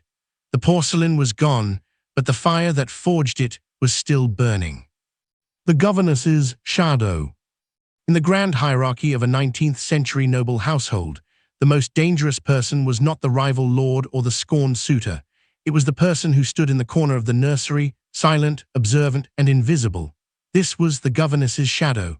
To the American observer, a governess might seem like a mere teacher, but in the House of Sterling, she was a repository of secrets, a woman who existed in the liminal space between the highborn and the help. She was the one who saw the tears behind the lace, the bruises beneath the silk, and the letters that were never meant to be read. In this world, knowledge was the only weapon a penniless woman possessed, and the power dynamics between a lady and her staff were a delicate dance on the edge of a razor. The invisible observer. Miss Martha Thorne had been the governess at Sterling Hall for 6 years. She was a woman of reduced circumstances, the daughter of a clergyman who had died leaving nothing but debts. Because she was educated, she could not be a housemaid, but because she was poor, she could never be a lady. She was a ghost in the machine of the aristocracy. She was the shadow that followed Lady Evangeline and her sisters. She sat in the corner during lessons, her eyes rarely lifting from her needlework, yet she heard every hushed argument between the Duke and Duchess. She saw the way Evangeline's hands shook when the Earl of Draxwood entered the room. Pause for 2 seconds, in voice generator. A governess, Martha wrote in her private ledger, is paid to be a wall. We are expected to have the ears of a spy and the mouth of a tomb, but walls eventually crumble, and even tombs can be robbed. The power of the secret. The power dynamic shifted on a rainy Tuesday in April, the week before the midnight carriage was set to depart. Martha had entered the library to retrieve a copy of Dante's Inferno for the younger girls. There, she found Evangeline, not studying, but frantically sewing a secret pocket into the lining of a traveling cloak. The two women froze. In that moment, the gilded cage and the shadow collided. "You are leaving," Martha whispered, her voice not filled with judgment, but with a terrifying, cold realization. Evangeline's face went white. She knew the rules. If Martha reported this to the Duke, Evangeline would be locked in the attic, and Martha would likely be rewarded with a pension for her loyalty. The governess's shadow held the fate of the Sterling bloodline in her ink-stained hands. "I have nothing to offer you for your silence, Martha," Evangeline said, her voice trembling. "My father has spent my dowry, and the Earl owns my future. I am as much a beggar as you are. I simply wear better shoes." The subtle blackmail. This was the complex power dynamic. For the first time, the noblewoman was at the mercy of the staff, but Martha Thorne did not want money. She wanted something far more valuable in the 1840s, agency. "I do not want your jewelry, my lady," Martha said, stepping out of the shadows. "I want to be the one who opens the side gate. I want to be the one who misdirects the search party. And in return, when you reach the New World, when you reach that America they speak of, you will send for me. You will give me a name that is not governess. You will give me a life where I am not a shadow." This was a subplot of survival. Across noble families, this happened more often than the history books admit. Ladies and their maids, or governesses and their charges, formed unnatural alliances born of shared oppression. The staff knew too much, but because they were also trapped by the system, their silence became a commodity that could be traded for a chance at a new life. The shadow tightens. However, the governess's shadow was not always a benevolent force. In the neighboring estate of Draxwood, the Earl's head housekeeper was using her knowledge for a darker purpose. She knew of the Earl, French connection, she knew of the debts and the hidden violence. She used this information to exert a quiet, terrifying control over the household. This was the social parasitism of the era. The nobility relied so heavily on the staff to maintain the illusion of perfection that they became prisoners of their own servants. A lady could not dress herself, a lord could not manage his own fire. Every intimate detail of their lives was handled by people they considered inferior, yet those interiors held the keys to their destruction. Pause for 1.5 seconds. In voice generator. We are the keepers of the porcelain, the Draxwood housekeeper would say, and we know exactly where the cracks are. If the masters do not treat the servants with care, we might just let the porcelain slip. The American dream of the shadow. As the story of Evangeline's escape reached its climax, the governess's shadow played her final card. When the Duke's guards came questioning, Martha Thorne lied with a brilliance that would have shamed a diplomat.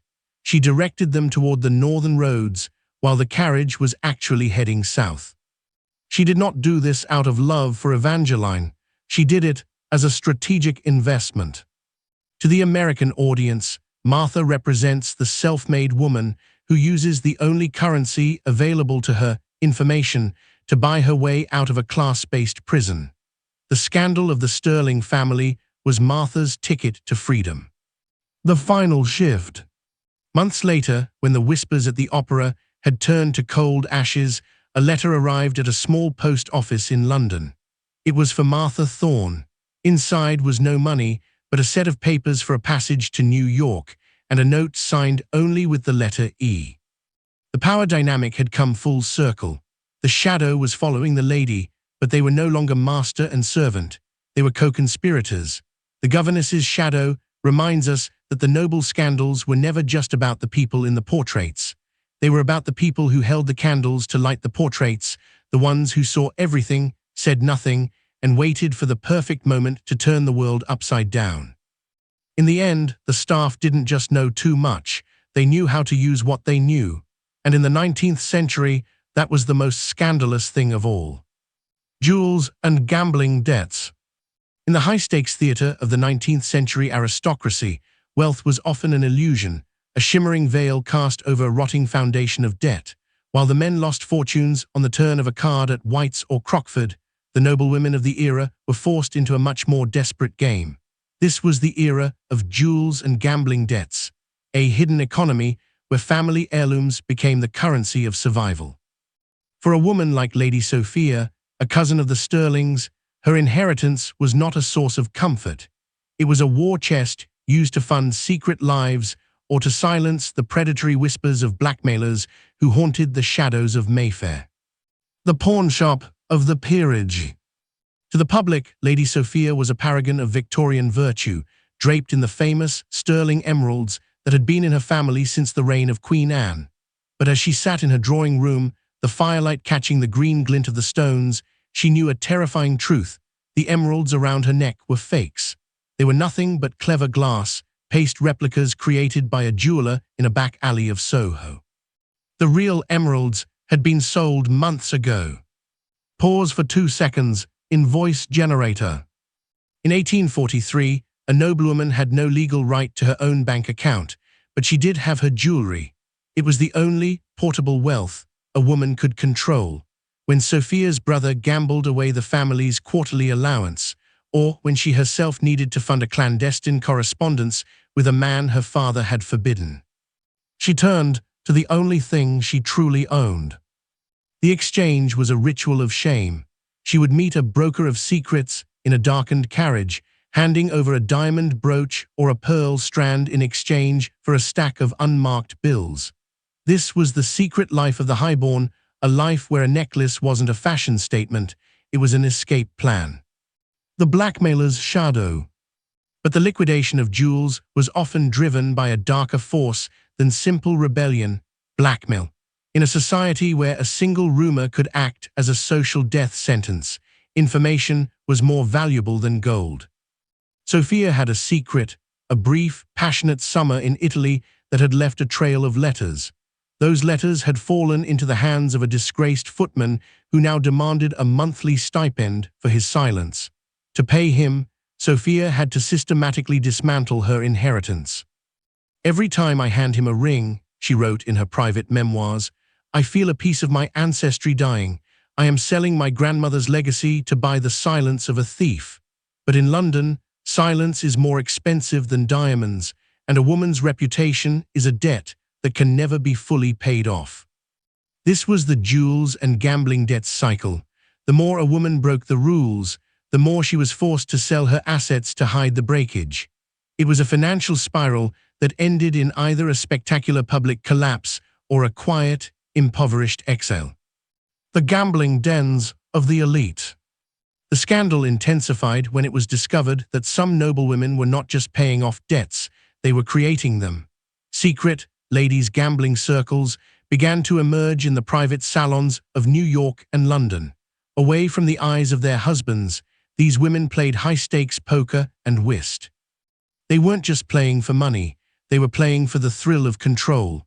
In a world where every minute of their day was scheduled by a butler or a chaperone, the card table was the only place where their fate was decided by their own hands. "We do not play for the gold," a countess was overheard whispering at a secret table in Newport. "We play for the right to lose." For a woman to lose £1,000 of her own money is an act of supreme freedom. It proves that for one night, the money was actually hers. The American perspective, the rise of the heiress. For the American audience, this chapter highlights the stark difference between old money and new liberty. As the news of these jewelry scandals reached New York, the American dollar princesses took note. They began to demand that their prenuptial agreements, a concept still scandalous in England, protected their jewels and their cash. The jewels and gambling debts of the British nobility served as a cautionary tale. It proved that if you do not give a woman a seat at the financial table, she will build her own table in the dark. The shattered vault. The climax of Sophia's story came when her husband, a man of cold suspicion, decided to have the family jewels appraised for an insurance policy. The moment the jeweler held the sterling emeralds to the light and shook his head, the porcelain did not just crack, it exploded. The scandal was total. Sophia was accused of financial infidelity, a crime considered almost as heinous as adultery. To the nobility, stealing from the family's physical legacy was a betrayal of the bloodline itself. She was exiled to a small cottage in Wales with nothing but her clothes, but as she sat in that cold, quiet room, Sophia felt a strange sense of relief. The jewels were gone, the blackmailers had nothing left to take, and for the first time in her life, she didn't have to pretend that the glass around her neck was real. The jewels and gambling debts era was a symptom of a dying system. It was the sound of a class selling its history to pay for its sins. And as Lady Sophia looked out at the Welsh mist, she realized that freedom, true freedom, was the only thing that couldn't be pawned. The bastard of the manor. In the cold, calculating world of the 19th century aristocracy, a family crest was not just a symbol of history, it was a legal contract of purity. To the noble houses of England and the Knickerbocker elite of America, the legitimacy of an heir was the singular pillar upon which their entire empire of land and gold rested. But what happened when that pillar was cracked by a forbidden truth? This was the tragedy of the bastard of the manor, the birth of a child that could never be acknowledged, and the elaborate, often cruel lies told to protect the sanctity of the family name. In this world, a child could be born in a manor, yet never officially exist. The architecture of the lie. Year was 1843, and at Stirling Hall, the air was thick with a silence that felt like a physical weight. Lady Beatrice, the younger sister of the now infamous Evangeline, had committed the ultimate error of the flesh. In the wake of her sister's scandal, the family could not afford another public collapse. When Beatrice's affliction, a pregnancy resulting from a clandestine summer with a young poet, became impossible to hide, the House of Stirling did not turn to mercy. They turned to deception. The manor was a maze of secrets. To protect the crest, Beatrice was moved to the old nursery in the East Wing, a part of the house officially closed for renovations. The servants were sworn to a silence that was bought with gold and enforced with the threat of the workhouse. The child, the Duchess had declared, her eyes like frozen glass, will be a ghost. He will be born in the shadows, he will be fed in the shadows, and he will be removed before the first light of the season. The Stirling line is a river of pure silver. We will not allow it to be muddied by the blood of a common scribbler. The midnight births. The birth occurred on a night of driving rain, the kind of storm that masked the cries of a woman in labor. There were no royal physicians, no celebratory bells. Only a terrified girl, a bribed midwife, and the governess's shadow, Martha Thorne, who held the basin of water. When the boy was born, healthy, crying, and bearing the unmistakable dark eyes of the poet, the room did not fill with joy. It filled with a cold, professional efficiency. Pause for 2 seconds, in voice generator. Look at him, Beatrice, the Duchess whispered, standing over the bed as if she were inspecting a flawed piece of fabric. He is the end of your life if he stays. He is the ruin of your sisters. He is the bastard of the manor, and for the manor to survive, the bastard must die, at least on paper. Within an hour, the child was whisked away through the servants' entrance. He was not recorded in the family Bible. He was not registered with the parish. In the official records of the House of Stirling, Lady Beatrice had merely suffered a lingering fever that kept her confined for several months. The child was given to a tenant farmer's wife 10 miles away, a woman paid to forget where the boy came from and to never, ever speak the name Stirling in his presence. The haunting of the crest. The elaborate lies did not end with the birth. They required a lifetime of maintenance. To an American audience, this is the most chilling aspect of the noble scandal, the way a human being was erased to preserve a crest. Beatrice returned to society as a ghost of herself. She attended the balls, she wore the family emeralds, and she smiled for the earls who came to court her. But every time she passed the East Wing, or every time she saw a child with dark eyes in the village, the lie tightened around her throat like a garrote. "We are a family of masks," she wrote in a letter that was found decades later behind a loose stone in the manor. "My son is a nameless laborer, while I am a nameless lady. We both live in a prison. His is made of mud and toil. Mine is made of silk and lies. The crest we protect is a tombstone for the living." The American connection, the search for the lost heir. In the New World, rumors of these secret heirs became the stuff of legend. American journalists, fascinated by the rot beneath the British nobility, often hunted for these bastards of the manor. They saw them as the ultimate proof that the aristocracy was a dying, hypocritical beast. Years later, a young man from the English countryside would arrive in New York with nothing but a silver locket and a strange, ingrained sense of dignity. He didn't know he was a Stirling. He didn't know he was the lost heir of one of England's greatest houses. He only knew that his mother had told him on her deathbed to look for the rose in the north. The final betrayal. The scandal of the bastard of the manor is not just about the birth, it is about the psychological violence of the cover-up. It proved that the nobility valued the image of virtue more than virtue itself. They would rather abandon a child of their own blood than admit to a flaw in their genealogy. As Beatrice was finally married off to a minor baron, the gilded cage was complete. The manor stood tall, the crest remained unblemished, and the secret remained buried. But the manor was haunted, not by ghosts, but by the living evidence of a rule broken and a heart discarded. The bastard of the manor remains the most poignant chapter of the Stirling history. It reminds us that for every pure, noble family, there is often a hidden room and a hidden child that tells the true story of their price for power. Exile to the continent. In the merciless landscape of the 19th century aristocracy, the ultimate punishment for a woman who defied the gilded cage was not a trial, but a disappearance. This was the exile to the continent, a calculated, clinical process of removing troublesome women from the sight of society. To the elite of London and New York, it was a convenient way to clean the slate. A woman who was too loud, too rebellious, or too aware of her own desires was simply packed into a carriage and sent away to a crumbling rural estate in France, a secluded villa in Italy, or a cold convent in the Alps. The goal was simple: to make her fade from the collective memory of the world until she became nothing more than a ghost in a family portrait. The sentencing without a judge.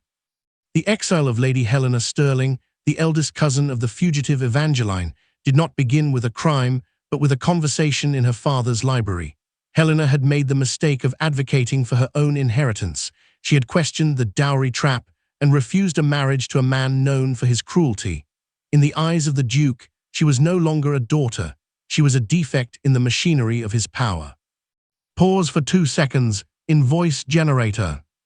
You will leave tomorrow, her father had stated, his voice as cold as the morning frost. The air of London does not suit your nervous disposition. You will stay at the Devereux estate in Normandy. It is quiet. There are no ballrooms, no poets, and no one to hear your modern ideas. You will remain there until you have learned the value of silence.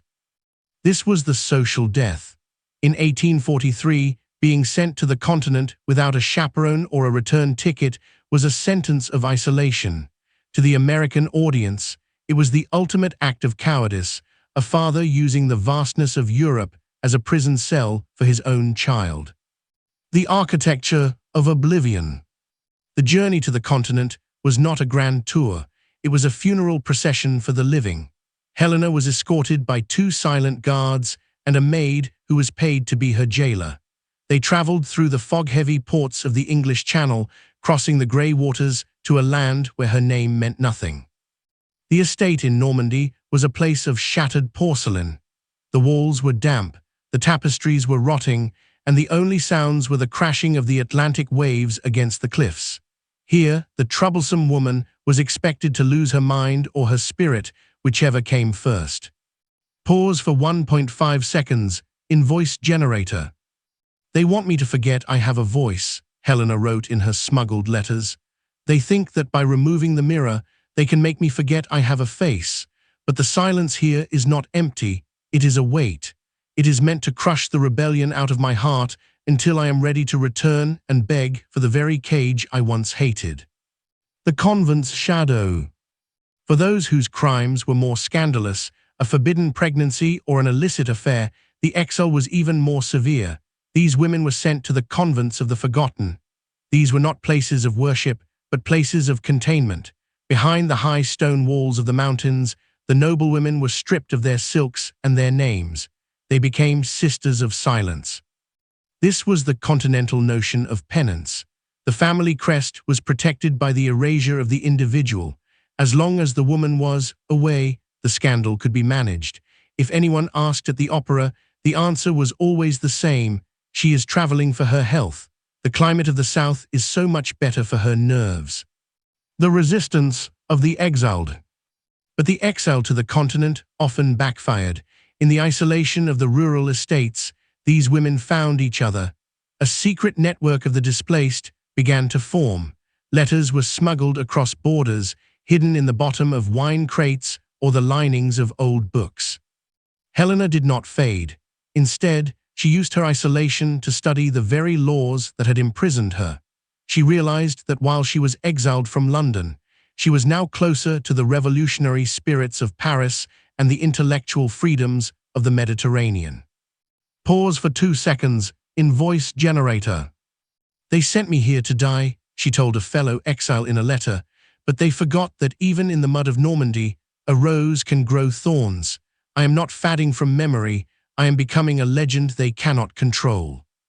The American Echo, the land of the unexiled. In New York, the story of the exiled Sterlings became a rallying cry for those who believed in the new world of individual liberty. The American newspapers published accounts of the dungeons of the aristocracy. It proved that the gilded cage was not just a metaphor, it was a physical reality that spanned across oceans. Exile was the final tool of a dying class. It was a desperate attempt to stop the clock of progress by removing the people who wanted to wind it. But as the 19th century progressed, the continent became a place of rebirth rather than a place of oblivion. The return that never was. Helena never returned to Stirling Hall. When her father eventually died, he left her a small sum on the condition that she never step foot on English soil again. She took the money and bought a villa in Florence, a place that became a sanctuary for other troublesome women fleeing the rules of the North. The exile to the continent failed because you cannot exile a thought, and you cannot imprison a heart that has already decided it is free. The Stirlings had tried to make her a memory, but she became a lighthouse. The porcelain was shattered, the carriage was gone, and the memory of the troublesome woman lived on not as a scandal, but as a victory. The suffragettes' spark. By the late 19th century, the gilded cage had begun to rust. The individual scandals of the sterling women, the flights in the night, the forbidden letters, and the hidden pregnancies had been the tremors before a massive earthquake. This was the era of the suffragettes' spark. No longer was noble rebellion a matter of secret lovers or jewelry debts. It had turned political. The breaking of rules was no longer about personal escape. It was a collective fight for the right to vote. In this chapter of the Sterling saga, the ballroom became a podium, and the silk fans were replaced by banners of purple, white, and gold. The evolution of rebellion. The year was 1890, and the House of Sterling was now led by a new generation. Lady Alice, the grandniece of the legendary Evangeline, did not look at her ancestors' flight as a source of shame. To Alice, Evangeline was a pioneer of autonomy. "My great-aunt ran because she had no voice under the law," Alice declared during a dinner party that shocked the Earl of Draxwood's successors. "She had to choose between being a prisoner and being a fugitive. I refuse to make that choice. I do not want to leave my country. I want to change it. I do not want to hide in the shadows. I want to stand in the ballot box." This was the shift that terrified the nobility. A scandalous woman could be ignored or exiled, but a political woman was a threat to the very foundations of the empire. If a noblewoman, the very person the system was designed to protect and silence, demanded the vote, the entire hierarchy of bloodlines and betrayals would lose its meaning. The Parlor Revolution. The rebellion began in the most traditional of places, the afternoon tea. Under the guise of charity meetings and literary circles, Alice turned Sterling Hall into a headquarters for the movement. While the Duke believed his daughter was discussing poetry, she was actually organizing the printing of illegal pamphlets and the smuggling of political manifestos. Pause for 2 seconds. In voice generator. "They think we are delicate porcelain," Alice told a gathering of women from both the nobility and the working class. "But porcelain, when shattered, becomes a weapon. We have spent centuries following the unspoken rules of modesty. Now we shall write our own rules in ink, in blood, and in law." The power dynamic had shifted once again. Alice was using her social standing as a shield. The police were hesitant to arrest a Sterling. The newspapers were afraid to sue a lady of the manor. She was using the gilded cage to house a revolution. The Great Ballroom Betrayal. The climax of the suffragettes' spark occurred during the Queen's Jubilee Ball. It was a night of ultimate tradition, a celebration of the very system that denied women their personhood. Alice arrived wearing a gown of pure white silk, but as the orchestra began the national anthem, she and 20 other noblewomen did the unthinkable. They reached into their bodices and pulled out sashes of purple and green. They marched to the center of the dance floor, not to dance, but to stand in a silent, immovable line. Pause for 1.5 seconds. In voice generator. The music faltered. The king's representatives stood in stunned silence. "We are the daughters of your dukes," Alice's voice rang out, cutting through the perfume and the candlelight. "We are the mothers of your heirs. We are the owners of your secrets, and we will no longer be the only ones in this room who are not citizens. Give us the vote, or find yourselves in a world where the gilded cage no longer has any prisoners left to guard." The social fallout of politics. The fallout was more violent than any divorce court. Alice was not sent to the continent. The world was watching too closely for that. Instead, she was disowned by her father. The Sterling name was officially scrubbed from the court lists. But it didn't matter. The spark had become a fire. In America, the New York elite followed Alice's every move. The connection between the British noblewomen and the American suffragettes became a bridge across the Atlantic. They realized that whether you lived in a manor or a brownstone, the dowry trap and the marriage market were the same. The only way to break the trap was to hold the pen that wrote the laws. The end of the secret life. This was the end of the scandal as a private drama. By turning the rebellion political, Alice had forced the nobility to face its own hypocrisy in the public square. A woman who was troublesome was no longer hysterical, she was a dissident. The physician's secret could no longer hide the truth. The governess's shadow was now a comrade in arms. The bastard of the manor was a tragedy that would be prevented by laws that recognized a woman's right to her own body and her own property. The victory in the ruins. Lady Alice died before the vote was fully won, but she lived long enough to see the bars of the cage melt away. She had transformed the Sterling scandal into a sterling legacy. The suffragette's spark proved that the most scandalous thing a noblewoman could do was not to run away, but to stay and fight. It showed the American audience that the history of noble families is not just a story of kings and crowns. It is a story of the women who broke the rules to ensure that, one day, there would be no rules left to break. The crest remained on the gates of Sterling Hall, but the house was no longer a prison. It was a monument to the moment the women of the nobility decided that their reputation was not their currency, their freedom was. The poisoned chalice. In the twilight of the 19th century, the most lethal weapons in the British aristocracy were not held by soldiers or politicians, they were held by the matriarchs. These were the women who sat at the head of the dinner tables, their necks draped in ancient pearls and their minds filled with the dirty laundry of a dozen generations. This was the era of the poisoned chalice. In this high-stakes game of social survival, rivalries between powerful women led to a new kind of warfare, the deliberate leaking of family secrets to the gutter press. No longer were secrets buried in the garden, they were sold to the highest bidder to annihilate a rival bloodline. The architects of ruin. The rivalry between the Duchess of Sterling and the Marchioness of Brandreth was not born of politics or land. It was born of a deep, historical resentment that had simmered for 40 years. They were the two sons of the London social season, and the world was not big enough for both. Pause for 2 seconds. In voice generator. The poisoned chalice refers to the dangerous gift of information. In 1892, the Duchess discovered a secret that could destroy the Brandreth name forever. The Marquis of Brandreth had not died of natural causes. He had died in a gambling den in the arms of a woman who was not his wife.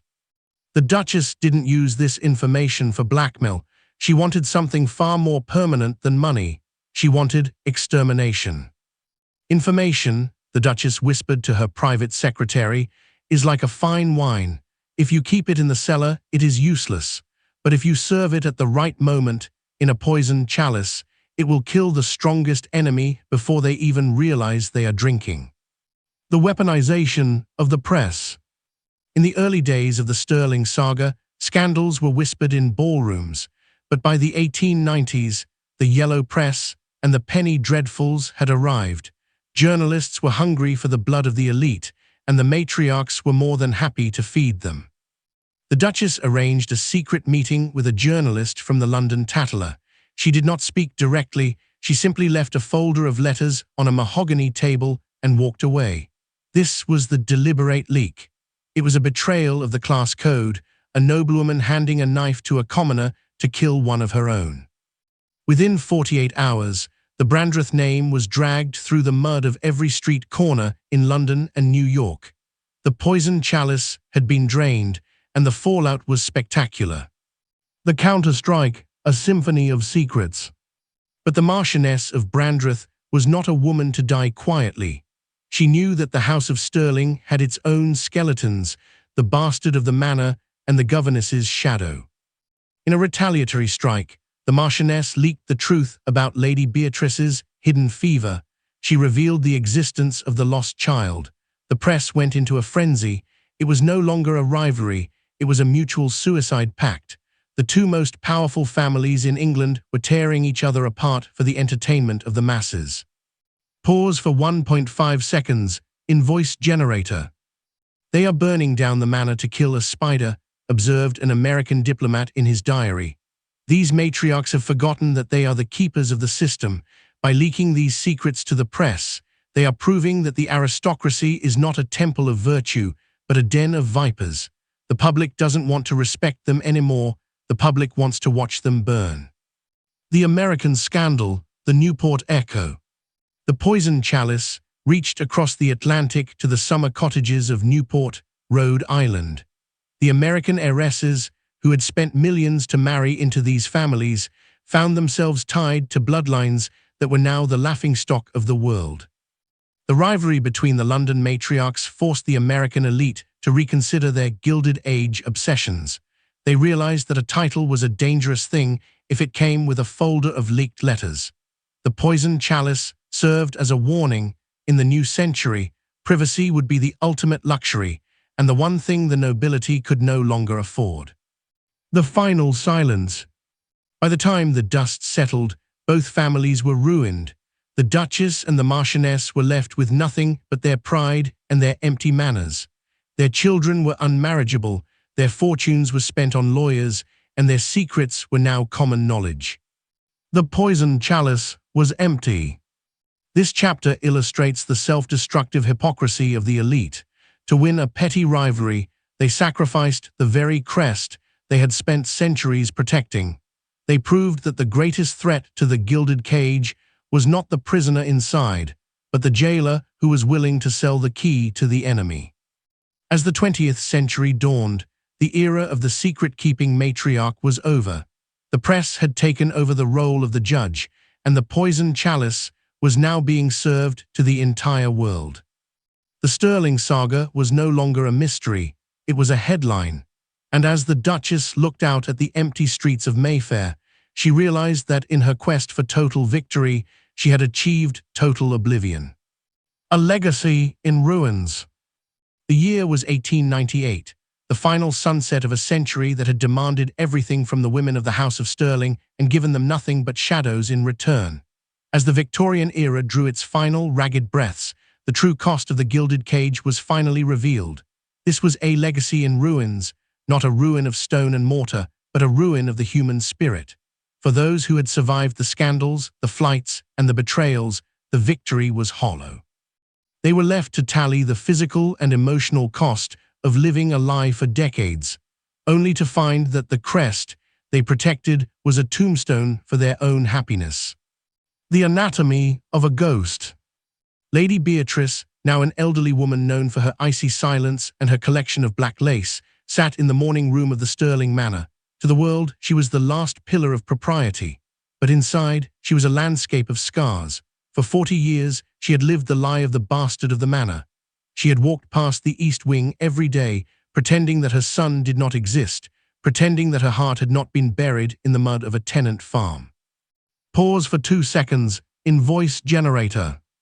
The physical cost was visible in the permanent tension of her jaw, the way her fingers clutched her cane as if it were the only thing keeping her from collapsing into the floorboards. Decades of wearing a corset, both literal and social, had deformed more than just her ribs, it had deformed her ability to feel joy. "We are the architects of our own hauntings," she whispered to the empty room. "We spent our youth guarding the pure bloodline, and now, in our old age, we realize the blood is cold. We saved the manor, but we lost the people who were meant to live inside it." The emotional bankruptcy. The legacy in ruins was most evident in the silence between mothers and daughters. The Duchess, now a frail shadow of the woman who had served the poisoned chalice, looked at her descendants and saw only strangers. In the 1840s, the lies were told for survival. But by the 1890s, those lies had become a permanent barrier. The emotional cost of the double life was a total loss of intimacy. When you spend 40 years hiding your true self from your husband, your children, and your God, you eventually lose the ability to recognize yourself in the mirror. Pause for 1.5 seconds. Invoice generator. This was the emotional bankruptcy of the nobility. They had the land, they had the titles, they had the diamonds, but they had no truth. Every conversation was a performance, every smile was a mask, and every hug was a calculated gesture of social standing. The Sterling women had broken the rules to find freedom, but those who stayed behind to protect the name found that they were the ones who were truly exiled. The physical decay of the estate. As the emotional life of the family crumbled, the physical estate followed. The Great Depression of British agriculture in the late 19th century had stripped the Sterlings of their income. The manor began to rot from the inside out. The tapestries were eaten by moths, the shattered porcelain of the past was never replaced, and the gilded cage was literally peeling. The ruins of the house were a perfect metaphor for the ruins of the legacy. They had sacrificed their children's happiness to keep the estate intact, only to watch the estate die anyway. "It is a house of cards," a visiting American heiress wrote in her diary. The Sterlings speak of heritage as if it is a holy relic, but the hallways smell of dust and regret. They are holding onto a world that has already moved on. They are the guardians of a cemetery, not a home. The American reflection, the price of the title. In New York, the dollar princesses, who had married into the Sterling line, were beginning to realize the cost. They had brought their millions to save the legacy, but they found themselves drowning in the ruins. The American audience followed the slow collapse of the House of Sterling with a mixture of pity and vindication. It was the ultimate proof that a pure bloodline was a poor substitute for a free soul. The cost of the title was too high if it required the murder of the heart. The final reckoning. The climax of the chapter comes when the youngest Sterling daughter, inspired by the suffragette's spark, discovers the hidden journals of her ancestors. She reads about the midnight carriage, the physician's secret, and the jewels and gambling debts. She looks at her mother, Beatrice, and sees the legacy in ruins. She realizes that the only way to honor the women who came before her is not to protect the lie, but to burn it down. "I will not be the next ghost in this hallway," she declares, throwing the journals onto the fire. "I will not pay the cost of your silence. The Sterling name dies with the lie, and a new name begins with the truth." The silence of the ruin. As the fire consumed the records of the secret lives, Beatrice felt a strange, terrifying lightness. The gilded cage was finally empty, the legacy was in ruins, the bloodline was broken, and the crest was nothing but a piece of rusted iron on a gate that no longer led anywhere. The physical and emotional cost had been paid in full. The Sterling women were no longer noble, they were simply human, and as the moon rose over the crumbling manor, the ruins were finally silent. The lie was over, the ruin was complete, and for the first time in 100 years, the House of Sterling was honest. The trial of the century. In the cold echoes of the Old Bailey, the 19th century was finally forced to look itself in the eye. This was not merely a legal proceeding, it was the trial of the century. For decades, the Sterling family had lived behind a wall of expensive silence, but today that wall was coming down. The protagonist, Lady Alice, the voice of the new generation, stood in the witness box, prepared to do what no Sterling woman had ever dared to do, to speak the unvarnished truth in a public court.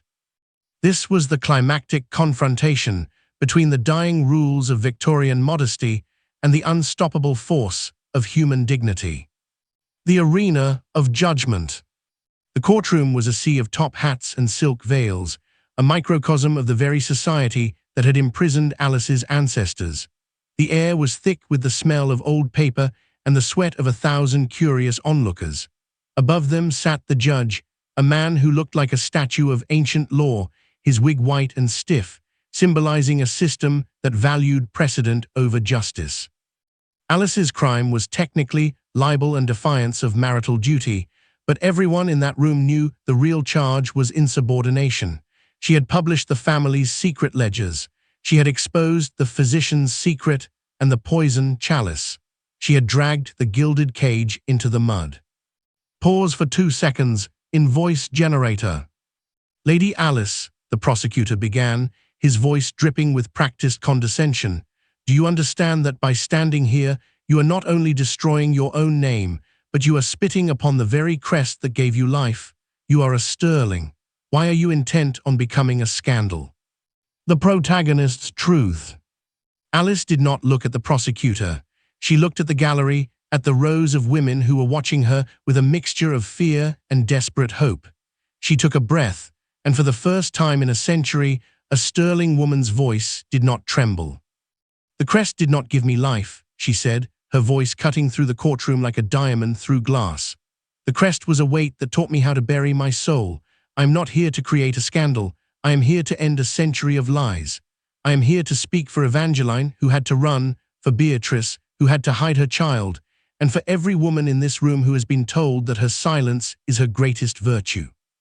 Pause for 1.5 seconds in voice generator. The room erupted. The judge pounded his gavel, the sound like a gunshot in the tense silence. Order, you will confine yourself to the facts, Lady Alice. The fact is, Alice continued, ignoring the gavel, that we have been living in a gilded cage. We have been sold as property, drugged into silence, and exiled for our feelings. If the truth is a scandal, then it is not the truth that is broken. It is the society that fears it. The breaking of the gilded cage. The trial lasted for 10 days, and each day, the porcelain of the British aristocracy shattered a little more. Alice produced letters, medical reports, and the journals of the governess's shadow. She exposed how the matriarchs had poisoned each other's lives and how the bastard of the manor had been erased from history. This was the climactic confrontation. It wasn't just about Alice's divorce or her property, it was a trial of the Victorian era itself. The defense argued that public decency required these secrets to stay hidden. Alice argued that human truth required them to be free. They tell you that the rules are for our protection, Alice told the jury, her eyes burning with a century of suppressed fire. But look at the cost. Look at the ruins of our lives. We have saved the noble image at the expense of our noble hearts. I am the daughter of a duke, but I would rather be a free commoner than a noble prisoner. The verdict of history. When the final day arrived, the verdict was almost irrelevant. Whether the judge ruled in her favor or against her, Alice had already won. She had broken the spell of the unspoken rules. She had stood in the center of the empire and refused to be a ghost. As she walked out of the Old Bailey, the crowds did not hiss or jeer. There was a profound, heavy silence. The trial of the century had ended the era of the secret. The gilded cage was no longer a fortress, it was a museum. Pause for 2 seconds in voice generator. Alice Sterling looked up at the grey London sky and smiled. The physical and emotional cost had been immense, but the truth was out. The porcelain was shattered, the legacy was in ruins, and the protagonist had finally spoken her truth. The trial was over, the revolution had begun. Beyond the pedestal. The dust of the 19th century has finally settled, and the echoes of the grand ballrooms have faded into the cold corridors of history. But as we look back at the wreckage of the Sterling legacy, we see something more than just ruins. We see the birth of a new world. This is the final reflection, beyond the pedestal. These women, once labeled as scandalous, hysterical, or ruined, were actually the architects of modern autonomy.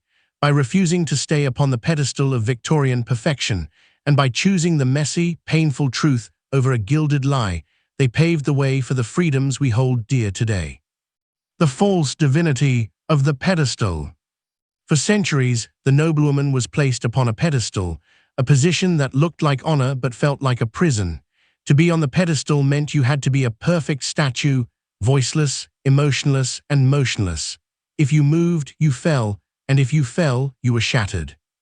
The Sterling women, from Evangeline's flight in the midnight carriage to Alice's defiance in the trial of the century, decided that the pedestal was not worth the cost of their souls. Pause for 2 seconds in voice generator. They realized that it is better to walk on the ground as a flawed human being than to stand on a pedestal as a hollow icon. Their scandals were not acts of malice, they were acts of existential survival. Every time a woman broke a rule, she was chipping away at the foundation of the gilded cage. The legacy of silence broken. As we conclude this saga, we must ask, what was the true inheritance of the House of Sterling? It was not the diamonds of the jewels and gambling debts, nor was it the titles protected by the poisoned chalice. The true legacy was the right to be heard. Because Evangeline ran, the world had to acknowledge that a marriage without consent is a crime. Because Beatrice hid her child, the law eventually had to recognize the rights of mothers. Because Alice spoke in court, the silence of the nobility was broken forever. Pause for 1.5 seconds in voice generator. These women were the sparks that lit the fire of the suffragette movement. They proved that a woman's identity is not defined by her father's crest or her husband's name. They transitioned from being property to becoming persons. They moved beyond the pedestal and into the light of the modern age. A message across time. To the American audience and to the world today, the story of the Sterling women is a reminder that autonomy is never given, it is always taken. It is taken in small, quiet moments in a library and in loud, defiant moments in a courtroom. The scandalous label was a weapon used by a dying society to protect itself, but today we see those labels for what they truly were, badges of courage. The physician's secret could not hold them, the exile to the continent could not break them, and the governess's shadow became their ally. The final curtain. The Sterling manor may be in ruins, the porcelain may be shattered, and the gilded cage may be empty, but the spirit of these women lives on in every woman who stands up for her truth. The journey that began with a whisper at the opera has ended with a roar of independence. They refused to be silent, and in doing so, they ensured that no woman would ever have to be a ghost of the manor again. Pause for 2 seconds in voice generator. The story is over, but the legacy of autonomy has just begun. We leave them now, not as characters in a tragedy, but as the pioneers of our freedom. They are no longer on the pedestal, they are walking beside us. And finally, the silence is gone.